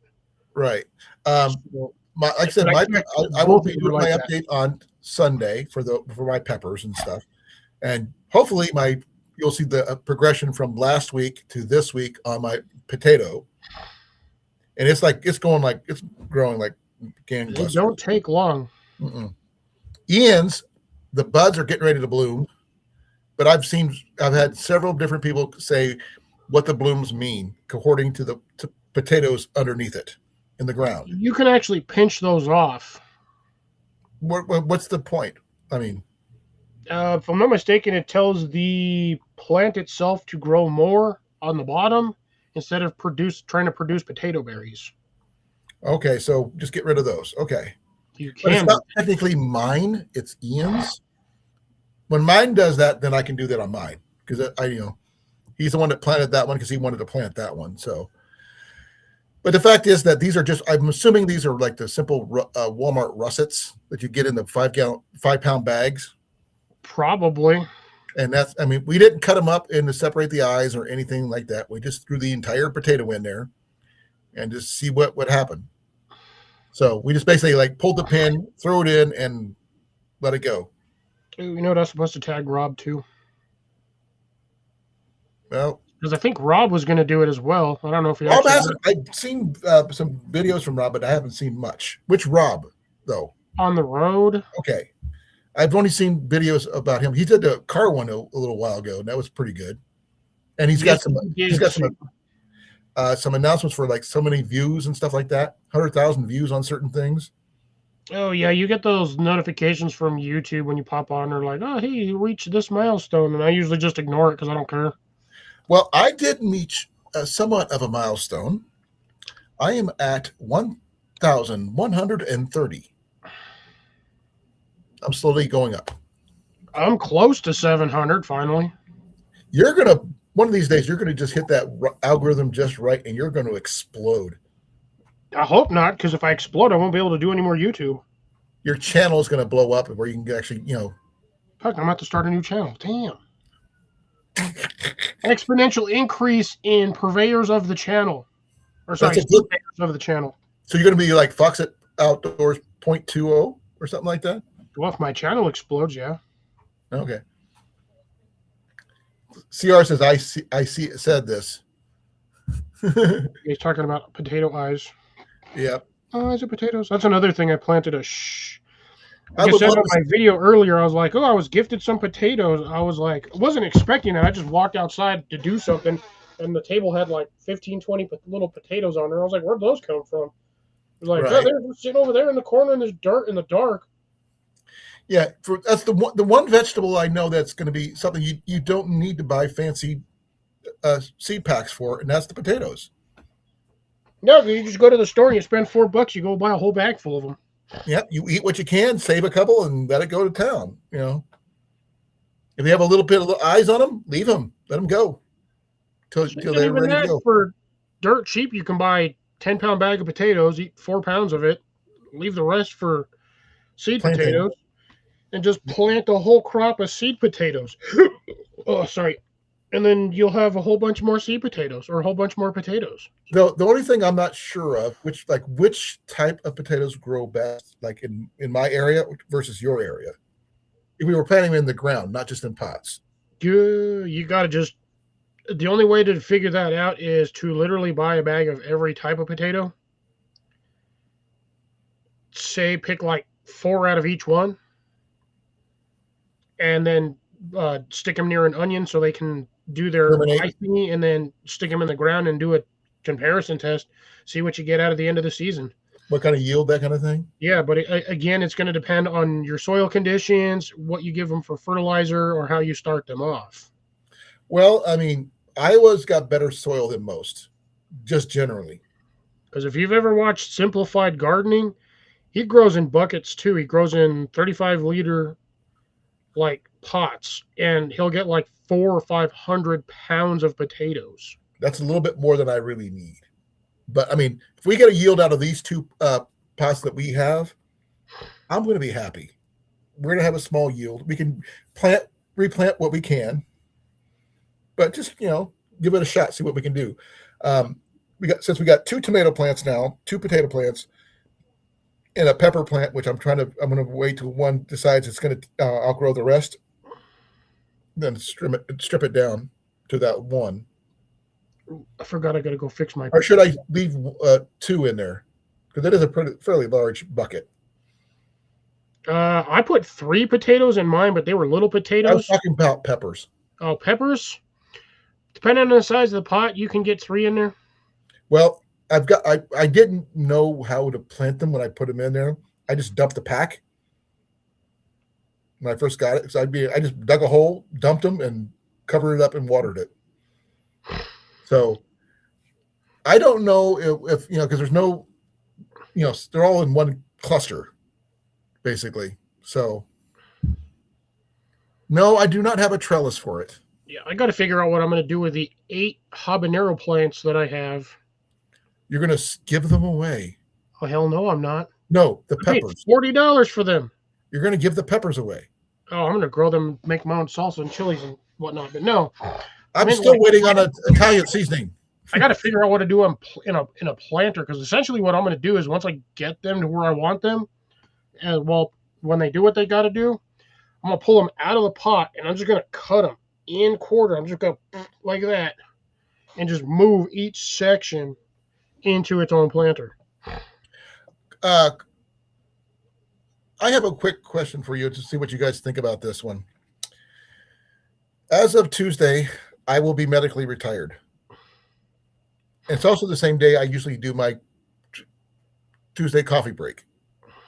Should I do a slight retirement party for myself or not? It's up to you. Would you attend? No. I'm going to be at work. You'll be there in spirit. We'll have a little Foxit Outdoors doll sticking up. I'll be there in spirit, flipping the lights on and off. That would be freaking cool, actually. Like an angry ghost.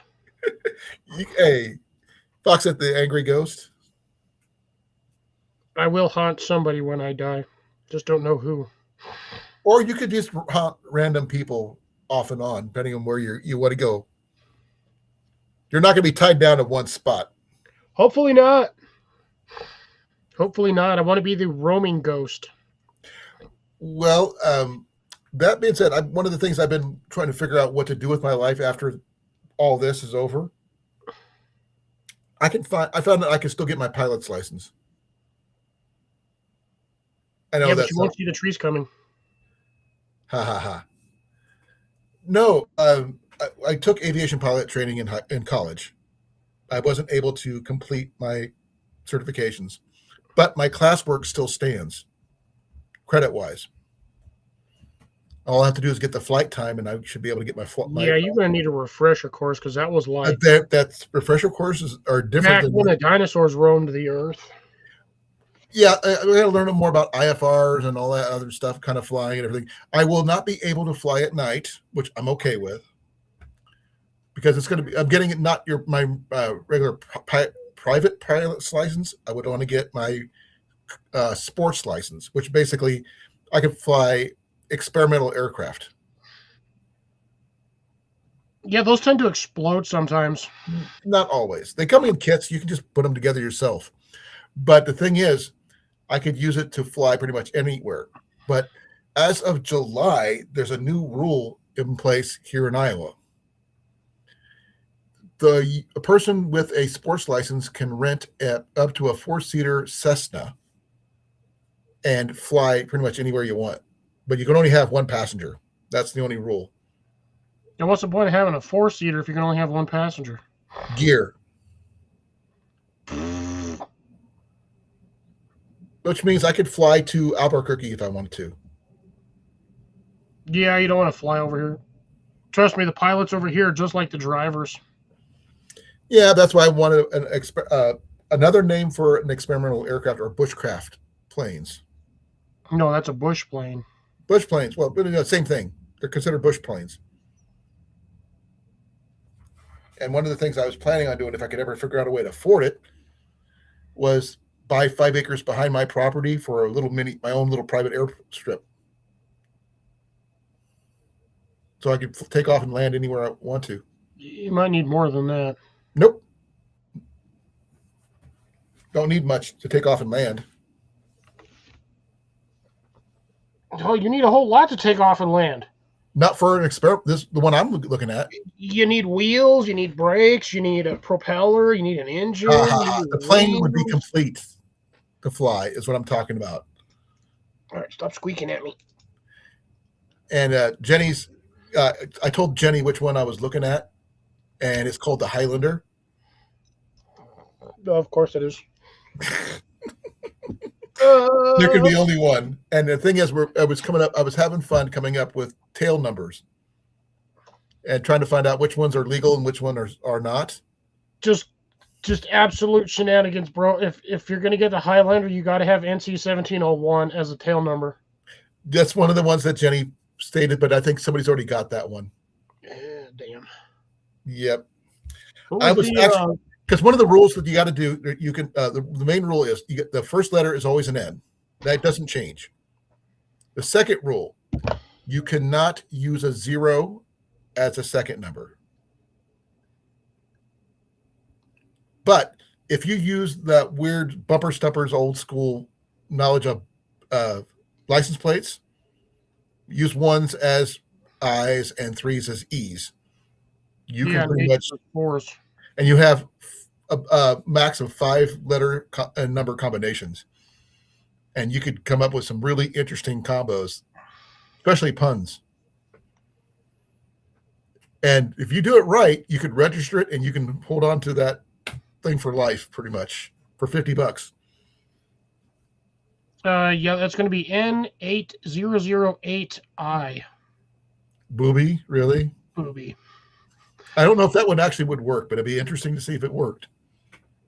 Now, this comment. N0. But, I mean, I was just going through trying to figure out. Okay. I'm going to just check, see if you said N8. 008I.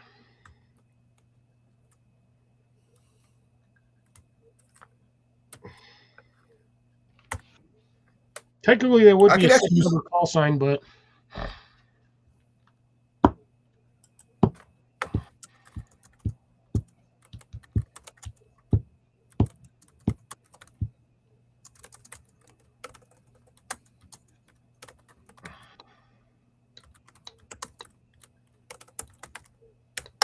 I'm just seeing if that was actually no. It's an invalid format. The O is forbidden, so you probably would be like an OO. So I mean, yes, 800. No, not 0. Or well, then you still use a B. You can still actually, then you'd use an 8 as the last one, and a 1.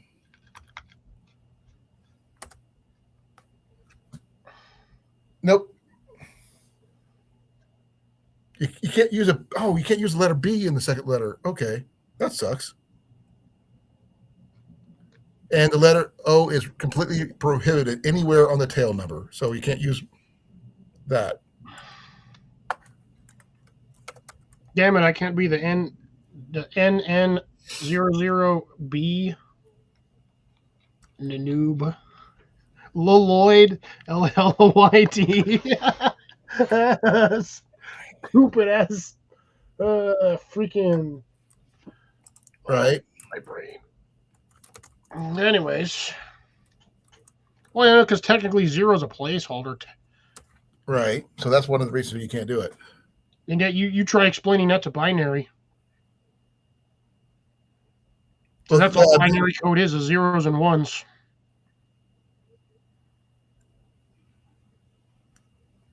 Okay, I'm just trying to figure out what combo would be real.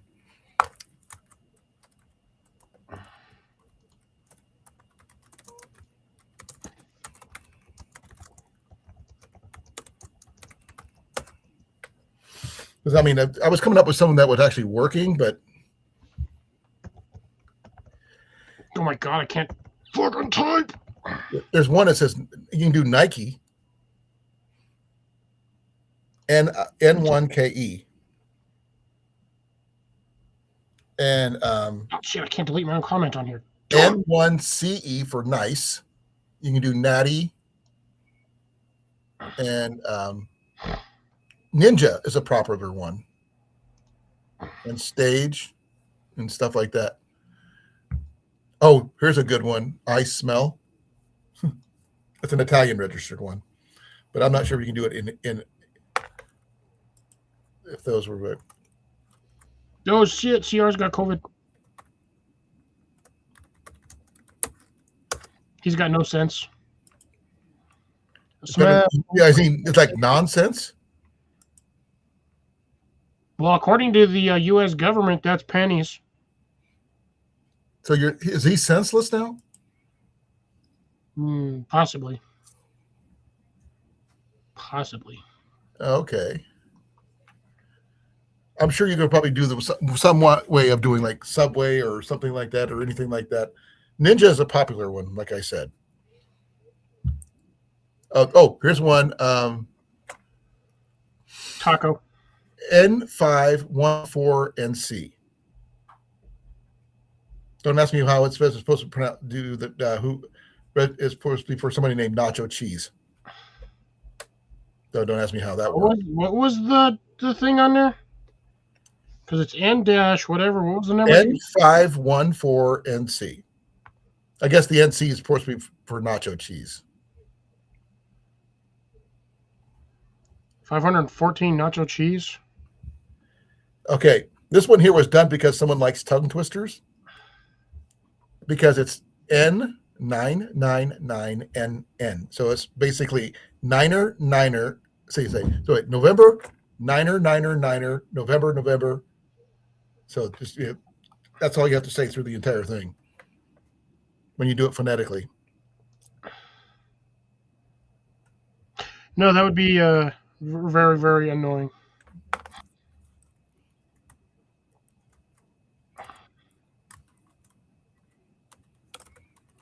I would have to do. No, I'm not going to say that on here. Okay, I just messed up here. I was going to do some N1FFT1. 1 foot 1. Right. I'll try to put nifty. NI5TY. I was going to go 1 as a I. I'm not sure if that would work. It doesn't let me do it. It doesn't recognize it. Beans. Beans, a magical fruit. The more you eat, the more you do. The more you toot, the better you feel. Let's have beans for every meal. Okay. Now, you don't plant a lot of beans that I know. I plant a ton of beans. What type of beans? Pinto beans, black turtle bush beans, cowpeas. But how's your doing well? Okay, so your what are they called? What do you call those ones? Beans are not gonna. I don't think they're gonna make it. The Borloto looks like it's doing okay. Thankfully, black and white ones that you just planted. Yeah, those are the orca beans. The orca beans, yeah. That's not the original name. That's just what he calls them. Because they look like No, orcas. those are yin yang beans. I just call them orca beans because they look like a freaking killer whale. They can. No, they look exactly like a killer whale.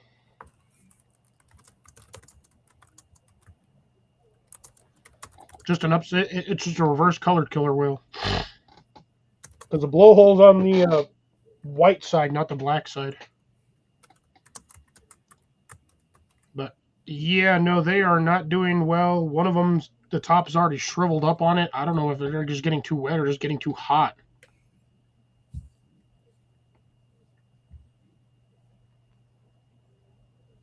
You know, I have definitely been busy with gardening.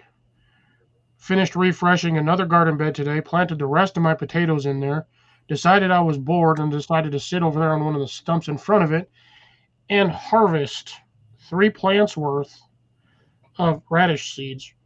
Sorry, radish pods. And in the process, I decided to smash a few just to see if they had good seeds in there and planted those with the potatoes. But yeah, I put like 20 potatoes in there today. That's pretty good. Transplanted 3 free plants that I got from garden space way down the road from me. They were doing a plant thingy for some reason, and they were giving away free plants. So I got 3 of those. I transplanted those today. What else did I do? Reseeded a bunch of my plants because some of my plant seeds didn't seem to go well, so I had to replant a couple of Fort Hook zucchinis. About 8 of those I had to replace.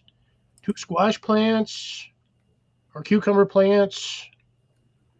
I got to re-sow radishes and a lot of other planters. I had like 4 planters with radishes, and the one out here by my door, damn caterpillars are eating the shit out of them. And I've been picking them off every day. I just go out there and yank off what I can see. Like that, Cliff. Nasty.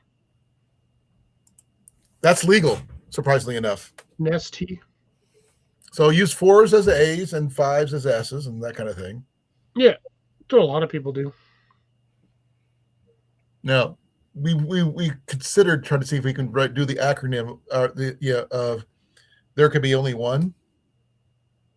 We change the 4 to a 3, and then change the T to an I or a 1.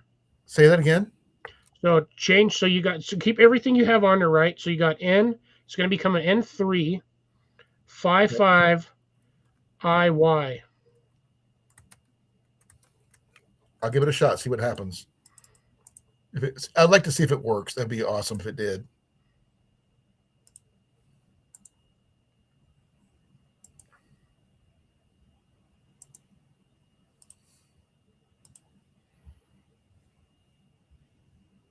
Invalid. The I.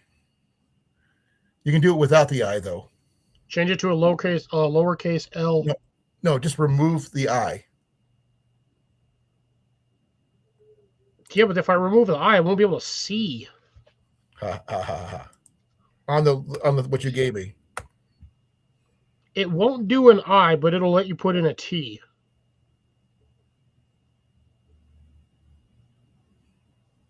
Yeah, I don't know. It's just one of those. Change the T to a 1. So was it supposed to be a T instead of an I? No, it's supposed to be an I instead of a T. So it's supposed to be N3. Got it. 55. Yep. IY. I tried that. It didn't work. Then change it to 1Y. Okay. So do it N4 55 1Y.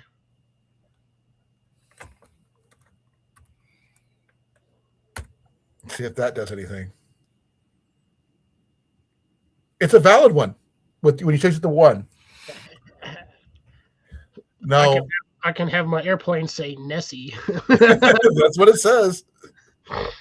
No, CR's leaving at the bottom of the hour. Unfortunately, it's tied to a active Cessna Skyline. Ooh, damn. Yeah. I think it's, someone who's already tried that trick. Though that would be cool if you were to use it for getting going spotting for Nessie or anything like that. But I don't know about flying overseas with the license I would be currently have, because I only have to fly 20 hours to get my sports license. Plus, we do the class, take over the just to get a refresher course on the classes, and do 20 hours of flight, and I got my license to fly. 5. And I could rent a Cessna plane to fly pretty much anywhere I want to, but only during the day, which is not bad though. I still could come visit you, whether you wanted me to or not.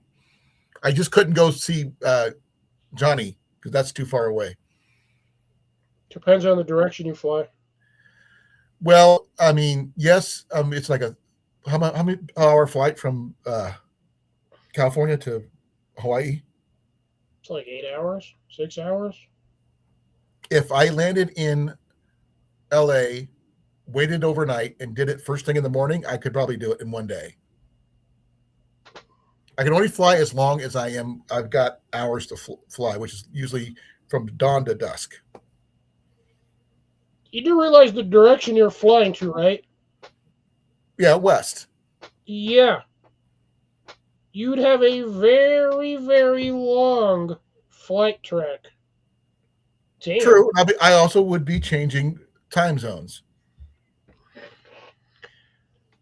Yeah, but sunset doesn't hit over there until like 9 at night. Not the sunset where I land. Sunset from where I took off. Yes.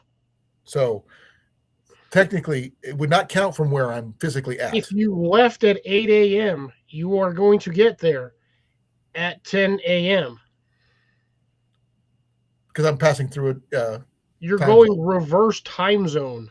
Exactly. So I'll get there before I left. Almost. That'd be kind of funny, though. Technically time travel, if you think about it. Oh, can I do the TARDIS? Oh, man, I don't know if TARDIS would work. I believe that one's actually... I'm 100% sure that one's taken. Okay, so we got to start with N, T, A, R, D, S. Nope.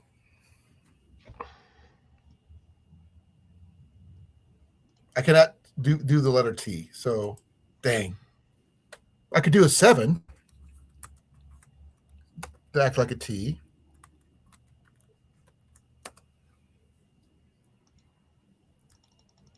Nope. I got too many letters. So I can do, okay, I got an idea.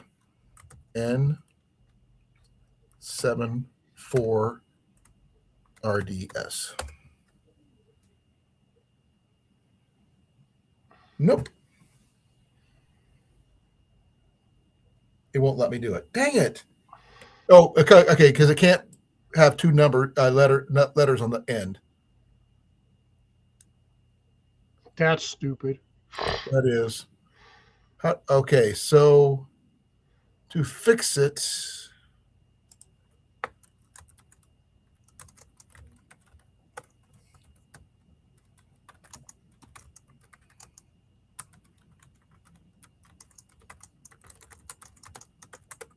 okay, just to see what it would be 4-3. Oh shit! I forgot what I was going to say. 4-3 LL4. It's actually N742DS, which I think Jenny would definitely jump for joy with if I got something like that, because it looks like the word TARDIS when you do all that stuff. But reads dynamically as TARDIS. There's a 4-letter variant, which is 74DS, but yeah. That's still funny, though. That'd be mine right there.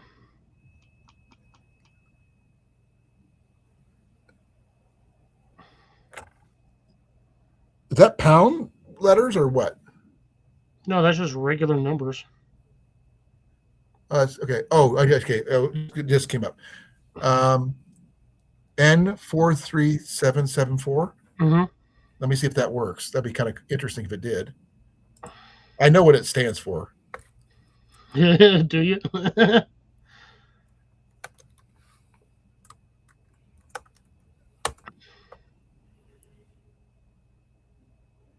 It's.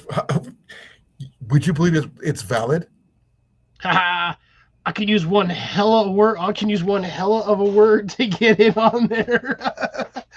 You could you'd probably drop the 4 and still make it work.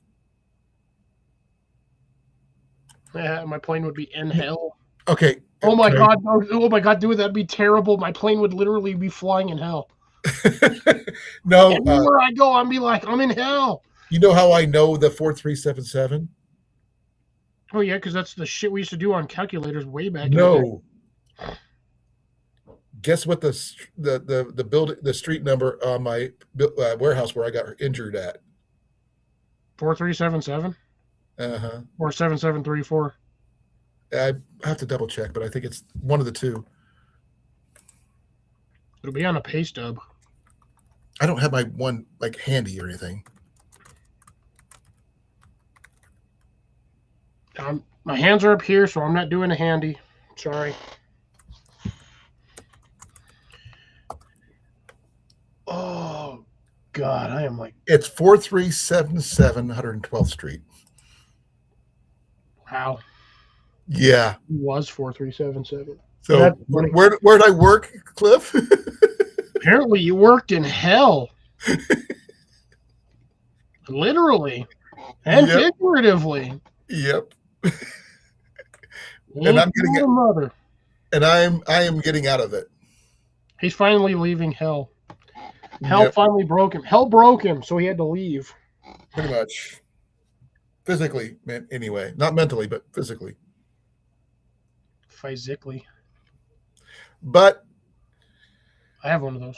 At least I can start doing other things, try to, get my life back and do something with it besides, breaking my body all the time,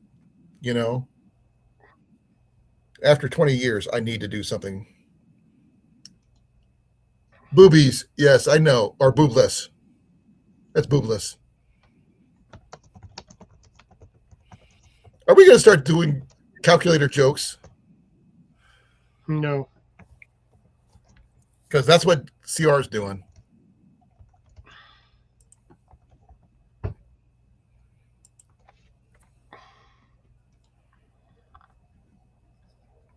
Which one did you just do? I didn't see it pop up yet.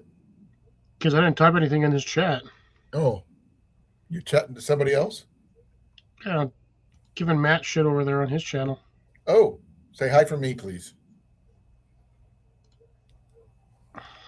I'm probably going to go down to 9:30 for me tonight. So, because my shoulder. As requested, Colin. This is you bastard. Say what? As requested, from you, by you, of you. This is what I said.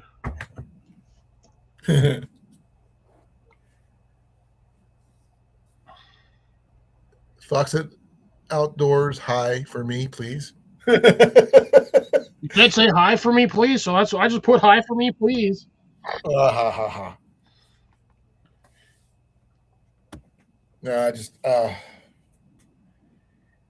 I'm going to be a little bit weirded out for a while until I get my first disability check, which is going to be about a while. Literally lost.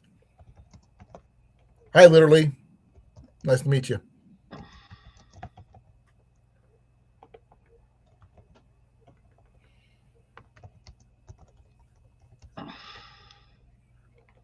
Now, what would CR's tail number be on his plane?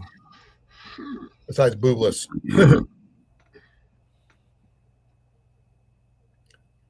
By the way, your health, the one you put down works. CNDA. Huh? His would be BLM CNDA. That's too many letters. Can't do it. 5 Do you max. want to know why? Why? Because you got to blame Canada. Oh, yeah. Sorry. Is that the metric system standing out or what?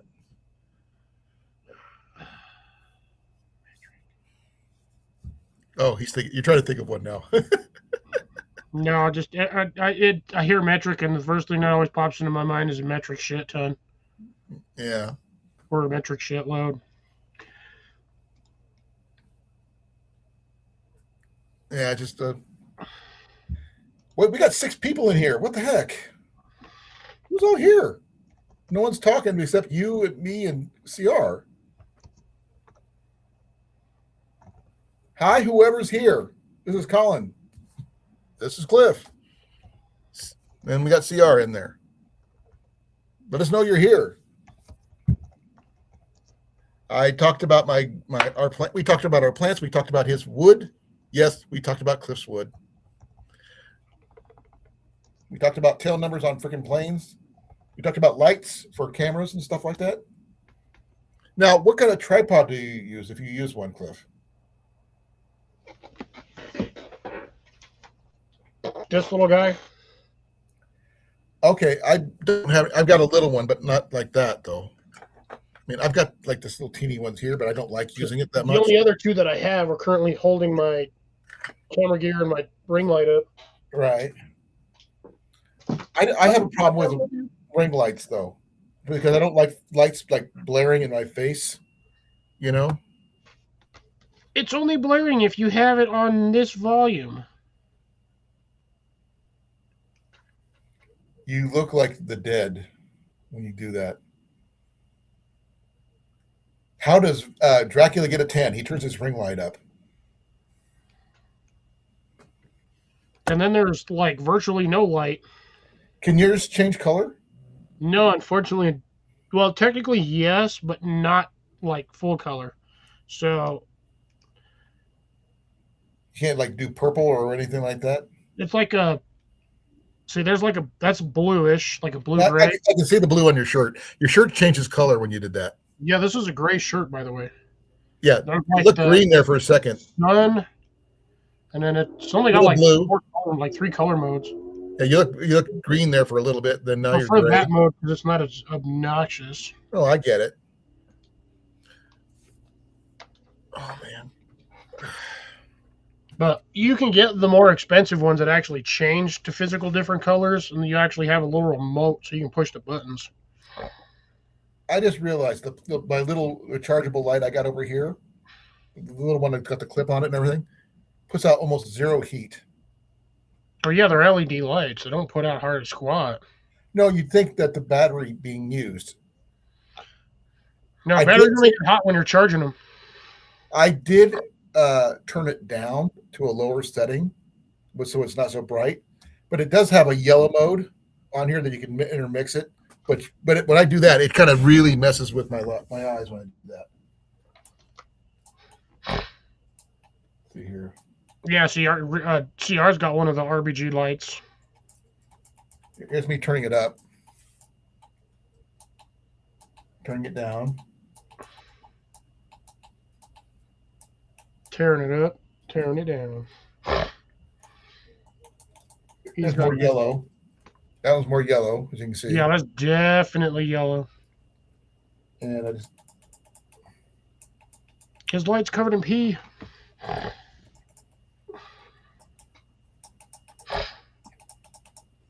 yeah, so I can adjust it, but I mean I can never figure out what's up with a yellow light. I mean, why would you need it?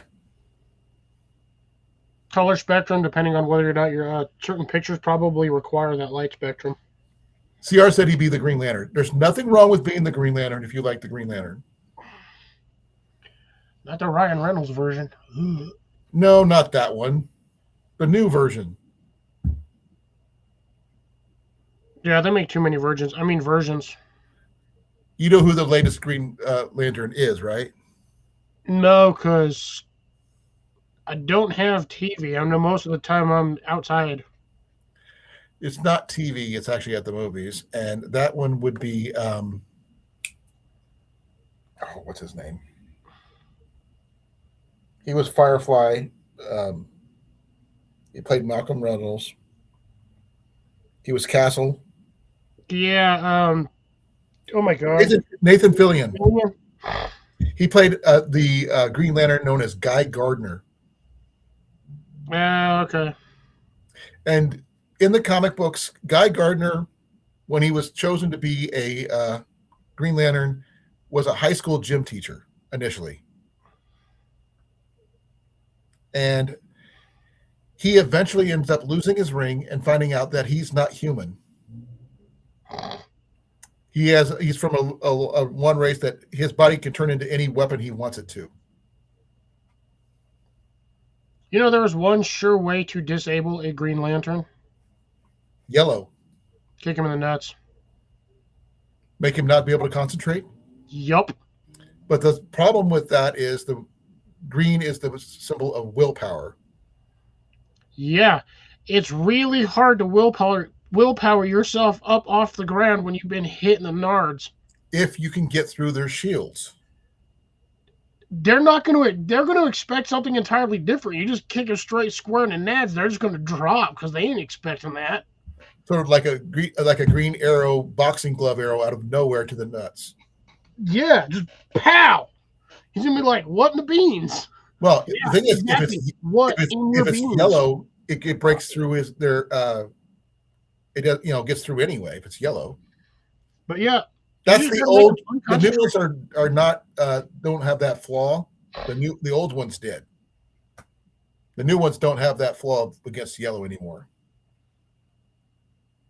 And then you got to worry about the red ones, the blue ones, the purple ones, the black ones, and the white ones. So yeah. Yeah, but aren't the white ones the ones for the omnipotent beings that created all of that crap? That's life. Black is death. Purple is love. Red is hate. Yellow is fear. Green is willpower. And blue is peace. And actually, blue is technically the strongest. Or hope. It's basically hope. And that one can be used in conjunction with any of the other rings to double their power. And I'm not even a Green Lantern fan, and I know that one. Cliff. Yeah, I'm paying attention. Here, Cliffy. Ooh, is that a crack? Is a smack? Is a whack? Is a heck? Oh, damn it. No, it's not. Nope. You the door is got not me on open. that one, you stinker. That's me hitting with my cane. I can't lean too far much on my arms anymore because it pushes around up to my shoulder and my whole arm goes numb. It's one of the things I have to deal with. So it's got right now the bursa is like chronically inflamed. Num. Pretty much. My fingers are locked like this. I'm not doing that. It's actually doing that on its own. I can move them, but they go naturally to that position. But it makes me look like I'm doing this. No, it makes you look like you're about ready to do that or tickle a cat. No. Spider-Man pose. I don't have the knees to do Spider-Man poses. But I think Cliff would probably be Moon Knight if he was anybody. That would be Moonlight? Moon Knight. No, honestly, I would not. That guy's powers suck. Like 100%, they which suck. incarnation? There's like 3. They all suck. His powers are shit. He can't die. Yeah, Moon Knight can't, but the host can. But then he gets brought back, and then the other mind inside his body takes over. Because the goddess will not let him die. Because he's in service to her. That's why he is what he is. I'd rather be the dude from League of Gentlemen. Which one? The main guy, freaking Highlander. Sean Connery. Oh, that is Alan Quartermain. Yes, I'd rather be him because Africa would not let you die. Yeah. I still think in that movie they were bringing him back They didn't say how he would not die, but I think if by that being magically resurrected, they would make him a young man again to allow him to live longer. Well, they literally buried him in Africa, and he'd start at the end of the movie. You just see the hand pop out the ground, and then that was a credit. I didn't see the hand pop out. I just seen the vibration of the rifle, but it was moving because he was about to pop out the ground. He didn't, but they didn't show that part. But I would think that the magic would allow him to be resurrected as a young man, so that way he could serve Africa longer. Then once he does it again, they just bring him back again, over and over again. Eternal youth, essentially. Well, it's eternal youth, but you died and then you're going. Be well, CR. Come back. But I think that would be an interesting hook, though. Peace out, CR. They did talk about Phineas Fogg. He's a Canadian recycler. Haha. Would also be a CR, would be Canadian recycle. Yeah. No, because they talked about, Phineas Fogg getting around the world in 80 days. But I would still say that Nemo's freaking sub is just amazing. It was. But it's the fact that and then there's that car. Yeah, the freaking 6-wheel drive V12. Oh my gosh. Well, if that was a real deal, would you drive it? Hell no. Just once? Hell no. I'm going to tell you why. Why? You try turning in that sucker, you're going to hit every goddamn thing possible because that is long. The front of that car was like 8.5 feet from the windshield. You ain't judging distance in that. You are smacking into everything. You would need cameras everywhere to make sure you didn't hit anything. Yeah. But imagine if you were on a straight line going, just to go, or you're on a track. Driving through Australia? Yeah. Could you imagine how fast you would go?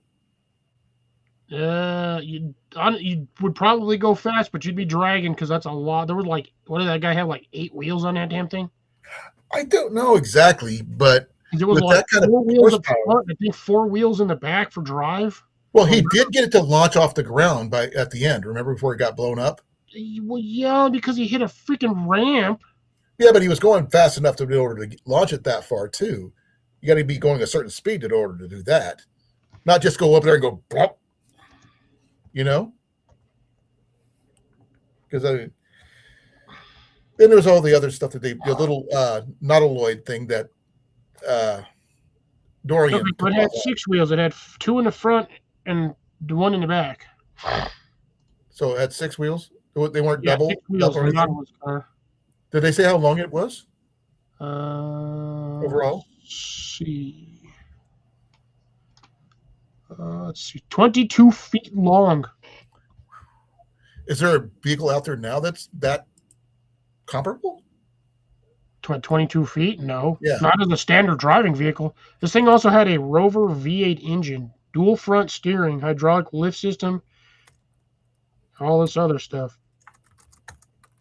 Oh shit, this was designed by some chick in the UK. So that's a British car. Which makes sense because technically he was British. Actually, there are several vehicles that are that long. Medium duty box trucks. Yeah, but that's a box truck. We're talking cars here. Okay, then Class B and C campers. Like the Mercedes Benz. Jen, that's on RV. That's not a car. No, Sprinter vans. The smaller ones, but they're really long. Those are they use for Good Lord, that thing was 9 freaking feet wide. That's huge. 6 28-inch wheels. You would definitely have grip. Yeah. You ain't gonna roll it. Mm-mm. That's for damn sure. Not with a freaking 4.6 V8 in there. What was it? You said it was a V8, but was it gas or diesel? By a 4.2 or 4.8 Rover V8 engine, that's probably going to be gas. So I wasn't sure. Might have been diesel. Who knows? It's not really giving me too many specs on here. It's just giving me the overall aesthetic dimensions of this.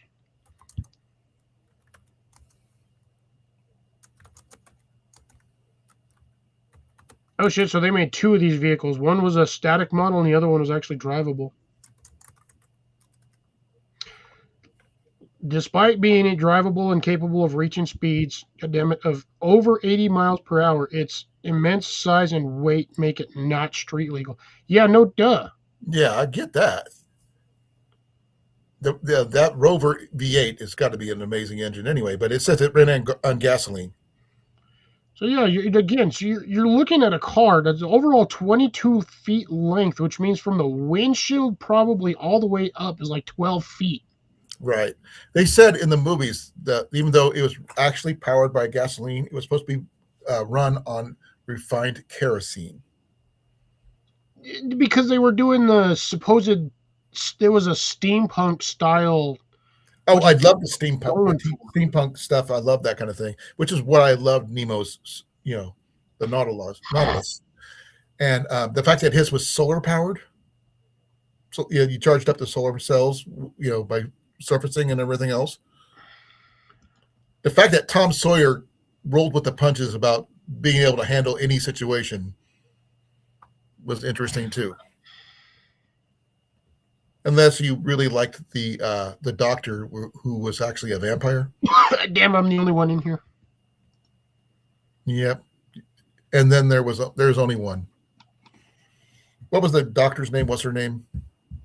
Ooh, Moreau? No. No, I think it actually was.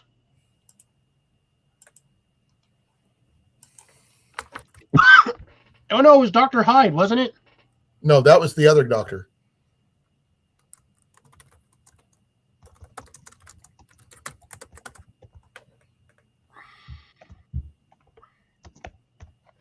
Okay, we got Sean Connery as Ellen Quartermain, Petta Wilson as Mina Harker. She was the vampire. Tony Curran was Rodney Skinner, the Invisible Man. Stuart Townsend was Dorian Gray. Shane West was Tom Sawyer. Jason Fleming was Dr. Jekyll, Mr. Hyde. By the way, he is a contortionist, and all those scenes were him. Richard Roxborough was M, otherwise known as Moriarty. And David Hemmings is Nigel, the one that he ended up fighting and turning into. I think Nigel was the one that turned into the other Invisible Man that he ended up getting killed by. Yeah. But I don't know if he got turned back into visible. Skinner, I mean. Not with that electricity. What do you mean?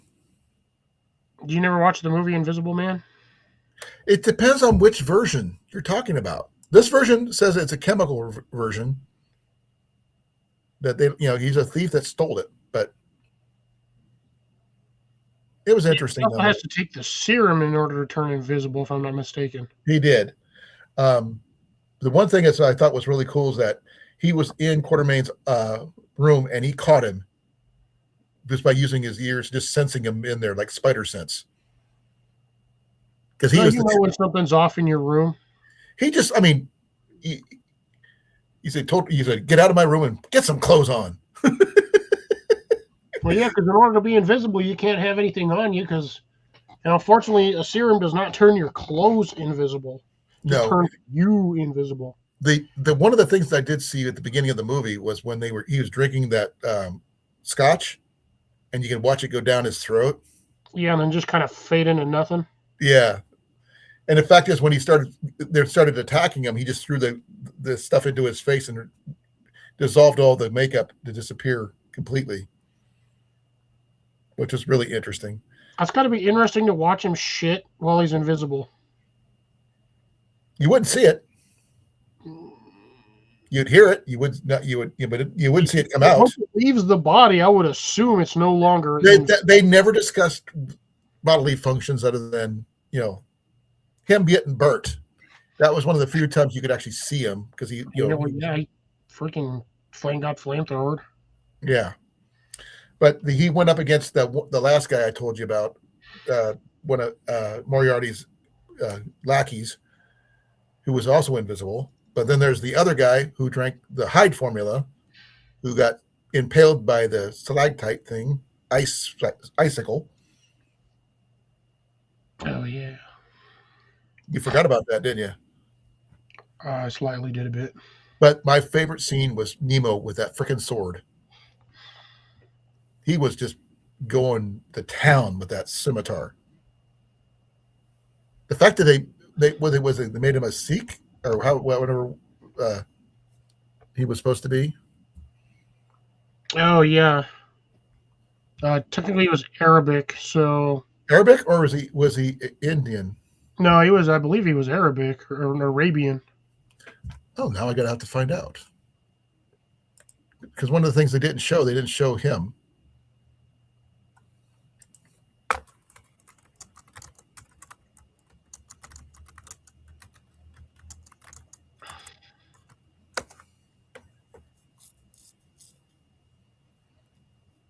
He was South Asian, Indian. Okay, South Indian. Interesting.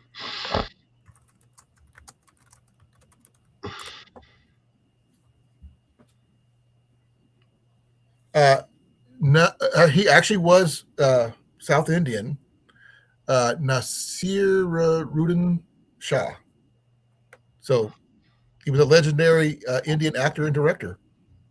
Nice. So he worked in Bollywood and stuff like that. But all that sword work and everything he showed in the movies was all him. Now the CGI stuff is different, but that was early. That was different. We're at 222. How you holding up?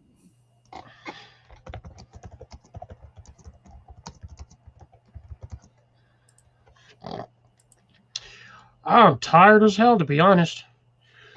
Dude, look. So, you see the color of my arm? Look at this shit. You got your farmer's tan going, that's for sure. I got it on both looking sides. I look like I stuck both arms in a deep fryer and just pulled them out, and they're crispy. They were actually, I was looking at them earlier, they were red. I was 2 days out in the straight sun. Not as bad as Ian was that one time when at one of the previous gatherings I had here. And he forgot to wear a sun shirt or wear a sunblock. Yeah, I probably need to find my fish shirt so I can get out. The only problem is I don't want to get all the dirt on my shirt that I have to deal with, because after that I have to wash my shirt. These ones aren't bad because I got like 3 of these. I just swap them out. I do want to get a hooded sun shirt for like when I go backpacking and stuff like that, but unfortunately, my backpacking length is going to be very, very limited for a while. I know where you can get a hooded sun shirt. They're going to be expensive as hell, though. Where you can get one with a fish on it. I don't want a fish. Why not? Because I want something a little bit more me than someone else. While I do fish, I still don't consider myself a fisherman, and my knees and everything, my condition has been keeping me from being able to use my freaking lures when I want to. So I'm going to get you a shirt with a bunch of broken trees. Broken trees? Broken trees! He's got broken knees, so he's going to get a shirt with broken trees. Oh. No, once we get the property, Cliff, I will definitely take you through a rundown of the property where you can take a look at it yourself. In the green room cut situation. I don't know about a rundown, maybe a walkthrough. A hobble more than likely. A hobble or a crawl works too. Well, I will give you a tour as best I can, because it is only a half an acre, but it better not be no damn 3-hour one. No, I don't think so. That could be a 3-hour tour. I'm not the captain, and I'm not. I was wondering. I got it. No, there's some aspects of the property that needs upgrading severely in my book. Not just aesthetics, but just because it just makes sense that they should be.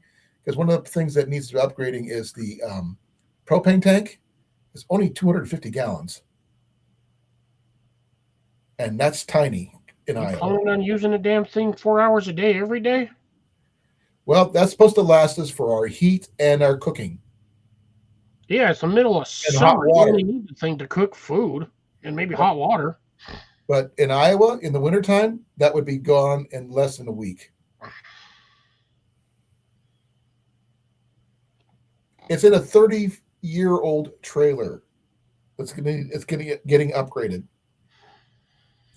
Because we're going to go through Habitat for Humanity. They have a veterans deal where they can come in, they replace the windows, replace the doors, fix the skirting, and fix up the insulation, and possibly fix the roof of it too, at no cost to us. Which means we can add solar panels to the roof. Those get expensive. Yes, but we get a discount on those too, as being veterans. And our property taxes drop because we're on the disabled list as well. So, which is a good thing. But with all the upgrades I plan on doing, it's going to go up from where we were at, though, even with the discounts. What did Matt say now? Oh no, it's one of the comments in here was somebody said as well as edamame and mac and cheese, and I'm like, did you just call me mommy? God, nobody got my damn joke. Oh, you guys are sad. 44-year-old toddler in here, and apparently half my jokes are getting missed. I got on at the right time earlier. Des was doing something like this, and I was like, "Oh, Deb's telling us how big it was." What was it again? Half the comment, LOL, LOL. Yeah, I got it. I'm looking at the chat.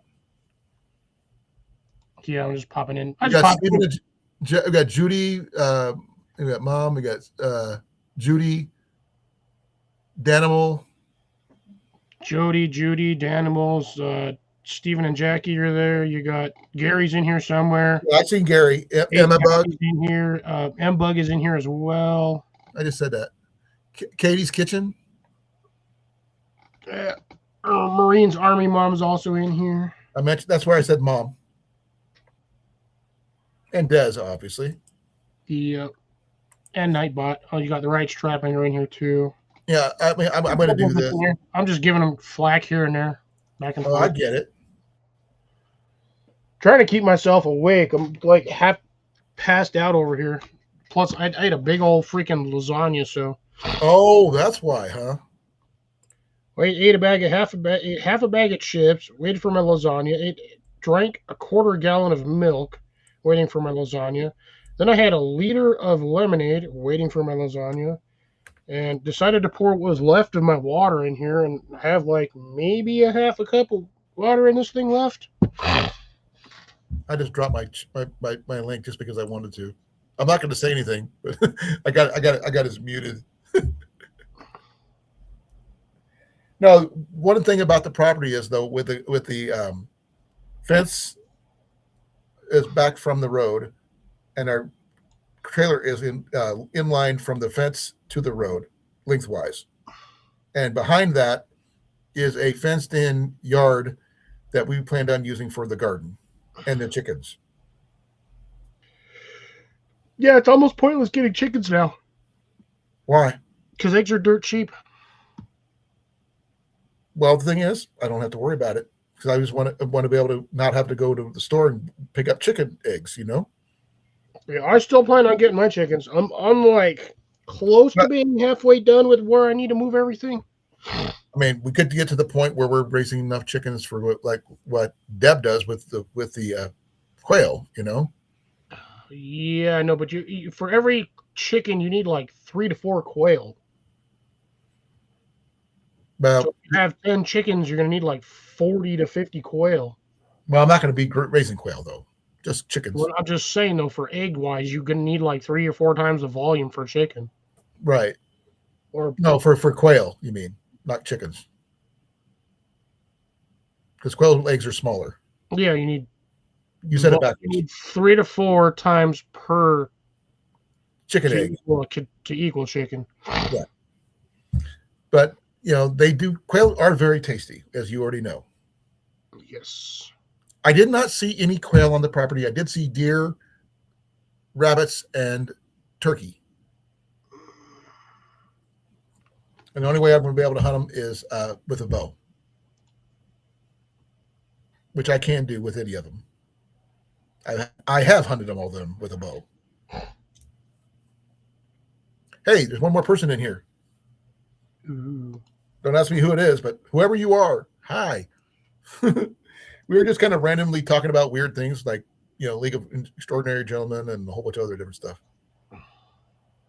We talked about cameras, lights, tripods, and the 5-gallon bucket challenge stuff too. Oh, we talked about Cliff's wood. Yeah, everyone's talking about my wood. Mm-hmm. Everybody liked watching my wood video. Hey, I watched it, and I even hit the like button. You would be interested as well. Would you or would you not be interested? Well, we can definitely say how much wood can a fox chuck if a Fox could walk. A lot. I still have like 12 more of them damn things I got to cut.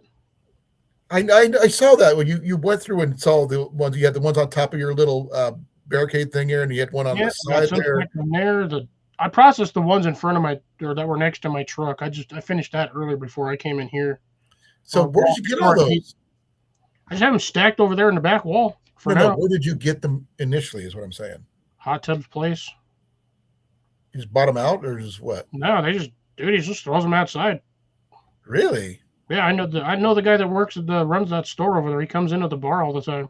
Wow. So he's like, asked him one day, he's like, oh, that stuff outside in the back of the gate. He's like, is that free wood back there? He goes, yeah, you can take it. Because the only thing he's gonna do is just chuck it in the dumpster.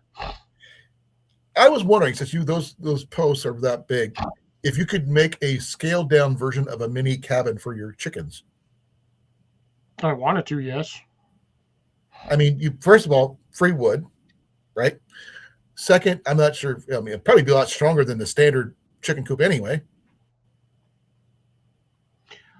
I would need either machinery to help me, or I'd have to do each one of those manually by hand. But you don't have a chainsaw, right? They're not all straight. Some of them get warped. They twist. They bend. Right, I get that, but it's an option. Is what I'm saying. Could be.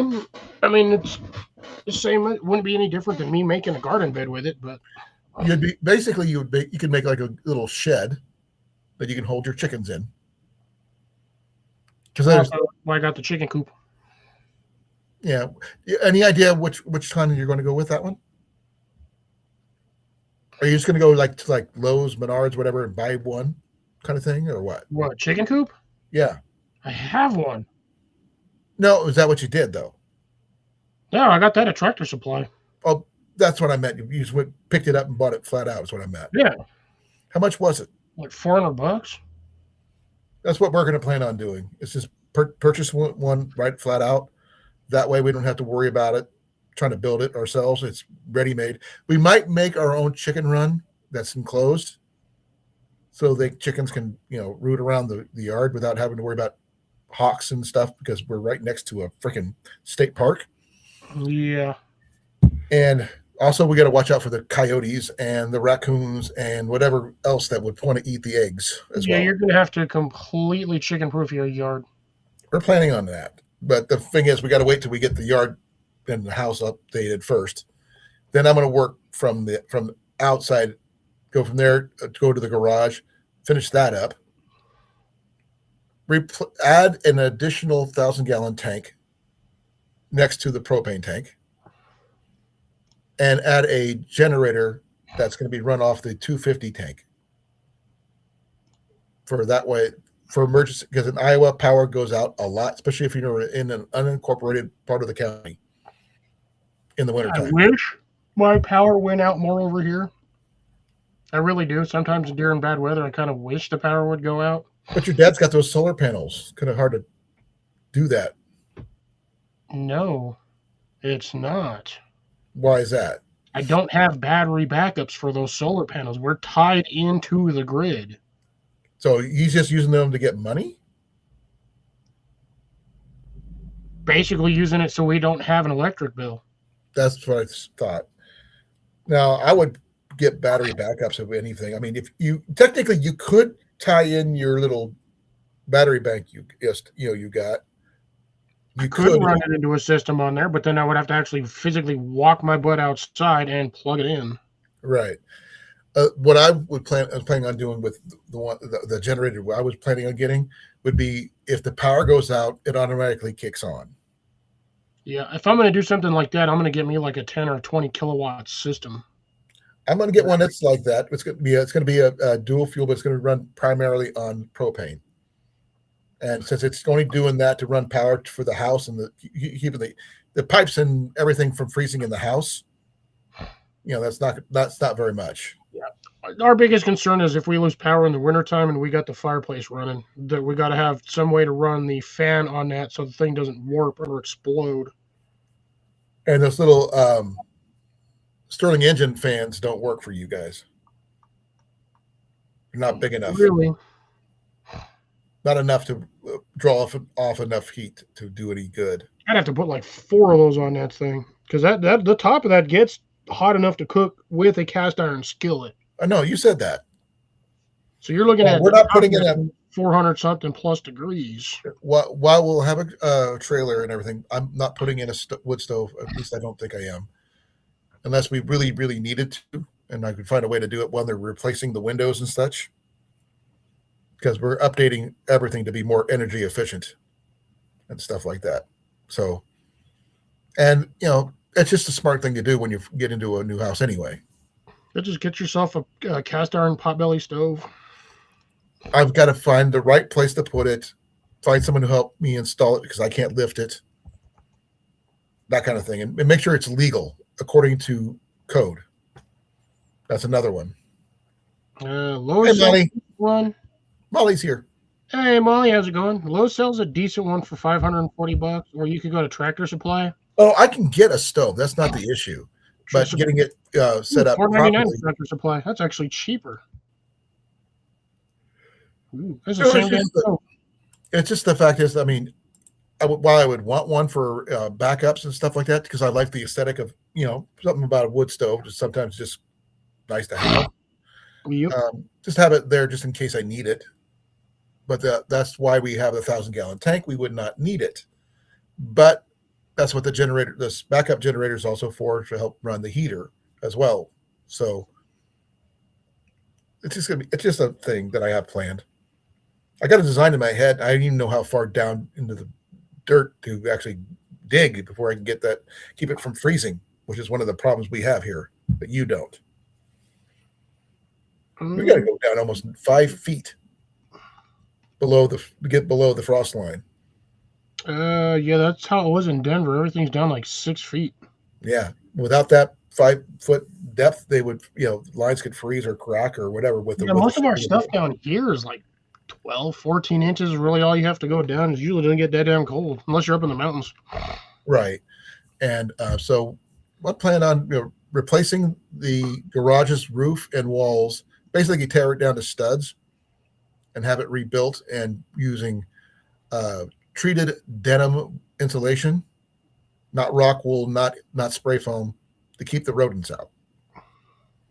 And I can put my little an archery arrow shop type situation in there. I even got a line on a idea for a bathroom facility without using water. Dry shower? Nope. It's gonna be a toilet, but it's gonna be an incinerator toilet. Okay, yeah, a tiny home toilet. Yeah, and I might put in a little sink for washing my hands and tools and such, but that's about it. Not enough to do a whole septic system requirement type situation. Yeah, not if you're running an incinerator shitter. Yeah, so I just want to run the pipe straight up through the roof, which nothing will be left behind. But at least you won't have to run into the house to go to the bathroom. That, especially in the wintertime. And I don't run, not now. Yeah, we discussed that earlier. Yeah. So, but the one thing that's cool about it though is that I would have something called a mini split in there too. Yep. And that'll probably heat and cooling, and it'll keep it at a more mean temperature, so that my tools and stuff or my wood doesn't get. Yes, I said wood. It is almost 10 o'clock, Cliff. Yep. Are you going to make it or are you done? Oh no, I can make it till 10. I'm just tired. I said So, I I was mean, baking out in the sun all day long. Well, are you baked literally? literally baked. Baked like an oven roasted chicken.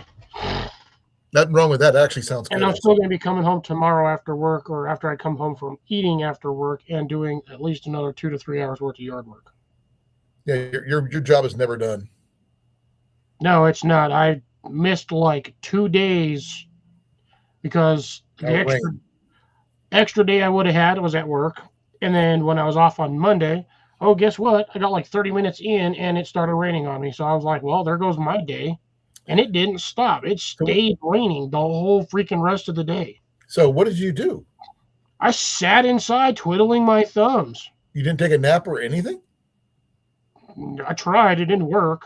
Oh, well, it is now 10 o'clock, Cliff, Yep. and that's 3 full hours. I think I did pretty good. Oh, I got one more thing I was going to talk to you about that I'm planning on doing. I'm going to see about getting sponsored by Folgers Coffee. Good luck. Well, considering how much coffee Folgers I actually drink every 2 days, and plus every day in between. You need to start putting that stuff in the background of your videos, or even in the background of your live. Well, I would, but I don't have anything right there yet, but because it's way back there and you won't be able to see it. I don't have anything back here, but I do have it here, and I do drink. That's the only brand I drink, to be fair. So you drink Funky Folgers? It's not Funky Folgers. I like it, and I do drink the singles. The instance singles, which I use that when I go backpacking. It's in my bug out bag. It's in my get home bag. All that stuff, because it works for me. I know you don't drink coffee like I do, but at least it's not Pepsi anymore. I don't remember the last time I drank a Pepsi. I did find out something really cool though. Ice cubes melt in the sun? No. Yes, they do. I switched. That's not what I think is cool though. What I think is cool is that I switched to drinking, besides coffee, I do Propel. Guess who owns Propel? Guessing Folgers? Pepsi. Oh, that's funny. So you went from drinking Pepsi to drinking Pepsi. Pepsi products, yeah. So I'm gonna try to get if I can get a little sponsor deal from either one of those, I'd be happy. I mean, I'd eat free if I get free coffee, and I will talk about coffee all I want. I'm gonna get me a new mug with my name on it, or at least get a wrap to go around these kind of mugs with my logo on it and stuff. I'm a big fan of Folgers. Always have been. Yes, I have tried other brands. Kona coffee is amazing, but there's no way I can afford it. God damn expensive. But really good coffee. But I mean, and Jenny likes Bones coffee. I've tried Black Rifle Coffee Company and a few others. Now I've got a new one which I haven't even opened yet. That's the You and Me one I showed you a while back that I got from when I was at Pinion Coffee and Dutch Brothers down here, all over the place. So I'm going to plan on drinking more coffee, showing the brand more on, because I drink coffee through my entire life, as you know. Yep. And if I can find a Folgers mug this big in stoneware, I would have that in every video, because that's what I drink. And this was full when I started. It's empty. But that was also 3 hours. It's been 3 hours too. So, are you okay? I'm tired. I get that, but that doesn't. Are you okay? Mentally or physically? Yes. Probably no to both. But I know, but I'm worried. I know I'm hurting, and I know why I'm hurting. You're hurt. I'm the only thing that really hurt my feet right now, but that's only because I've been walking back and forth between gravel, rock, pavement, stones. I've been walking on all kinds of stuff. So my terrain that I've been walking on has not been like concrete. Ideal. I get it. One of the things I have trouble with is with my shoulder that I was telling you about. Right now it's buzzing, if that makes any sense. It's just like a vibrating sensation, and it's because of the bursa and the nerves are going. Yeah, pulsing really fast. Yeah, and the only thing that helps a little bit is my TENS unit, and I need new pads for that, which I have to go find them. Muscle relaxers work for a little bit, but it knocks me out and makes me useless. And I only have like 2 pills left. I'd rather not use those. Cut them in half, then you have 4. Not strong enough then. Take a Benadryl. I don't own any Benadryl. Oh, that sucks. Benadryl, yes, it will knock me out. Last time I took a full Benadryl, you know what happened? I woke up 3 days later. God, you're like my mom. She can't even take a half of one. She'll be asleep for 14 hours. Bro, I'll do like 2 or 3 of those things, and I'll still be wide awake. It's just it's a body chemistry. I didn't realize what it was when someone gave it to me when I was younger, and they just watched me sleep like a log for 3 days. And they didn't even try to wake me. Just let me sleep. They would have been able to. Yeah, I was out, and when I woke up, I didn't know what day it was. All I know is I thought it was just the same day, but later in the afternoon or something. All right, now I know how to kidnap Colan. Just give him a freaking Benadryl or 2, and yeah, he'll wake up on the other side of the country 4 days later. Be like, it's Tuesday, right? I'm like, no, bro, it's like Sunday of the next week. Now, what would I be doing on the other side of this country? Being kidnapped, duh. Do what? I don't know, just so you make it from one side to the other and be like, how the hell do I even get here? How to get back? Just a confused look on your face. We're like, I went to sleep in Iowa. Why am I in California? I would find a way to contact the VA and get a ride home.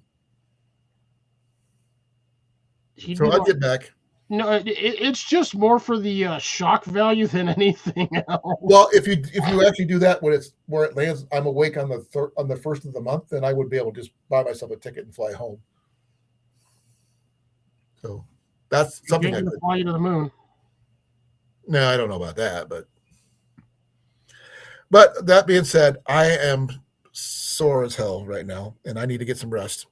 Cliff, you need to get some rest too. Please. I need to get rest. I need to clean off all the dirt and fertilizer on me. So you got the farm material that you're buried in. You're half dirt.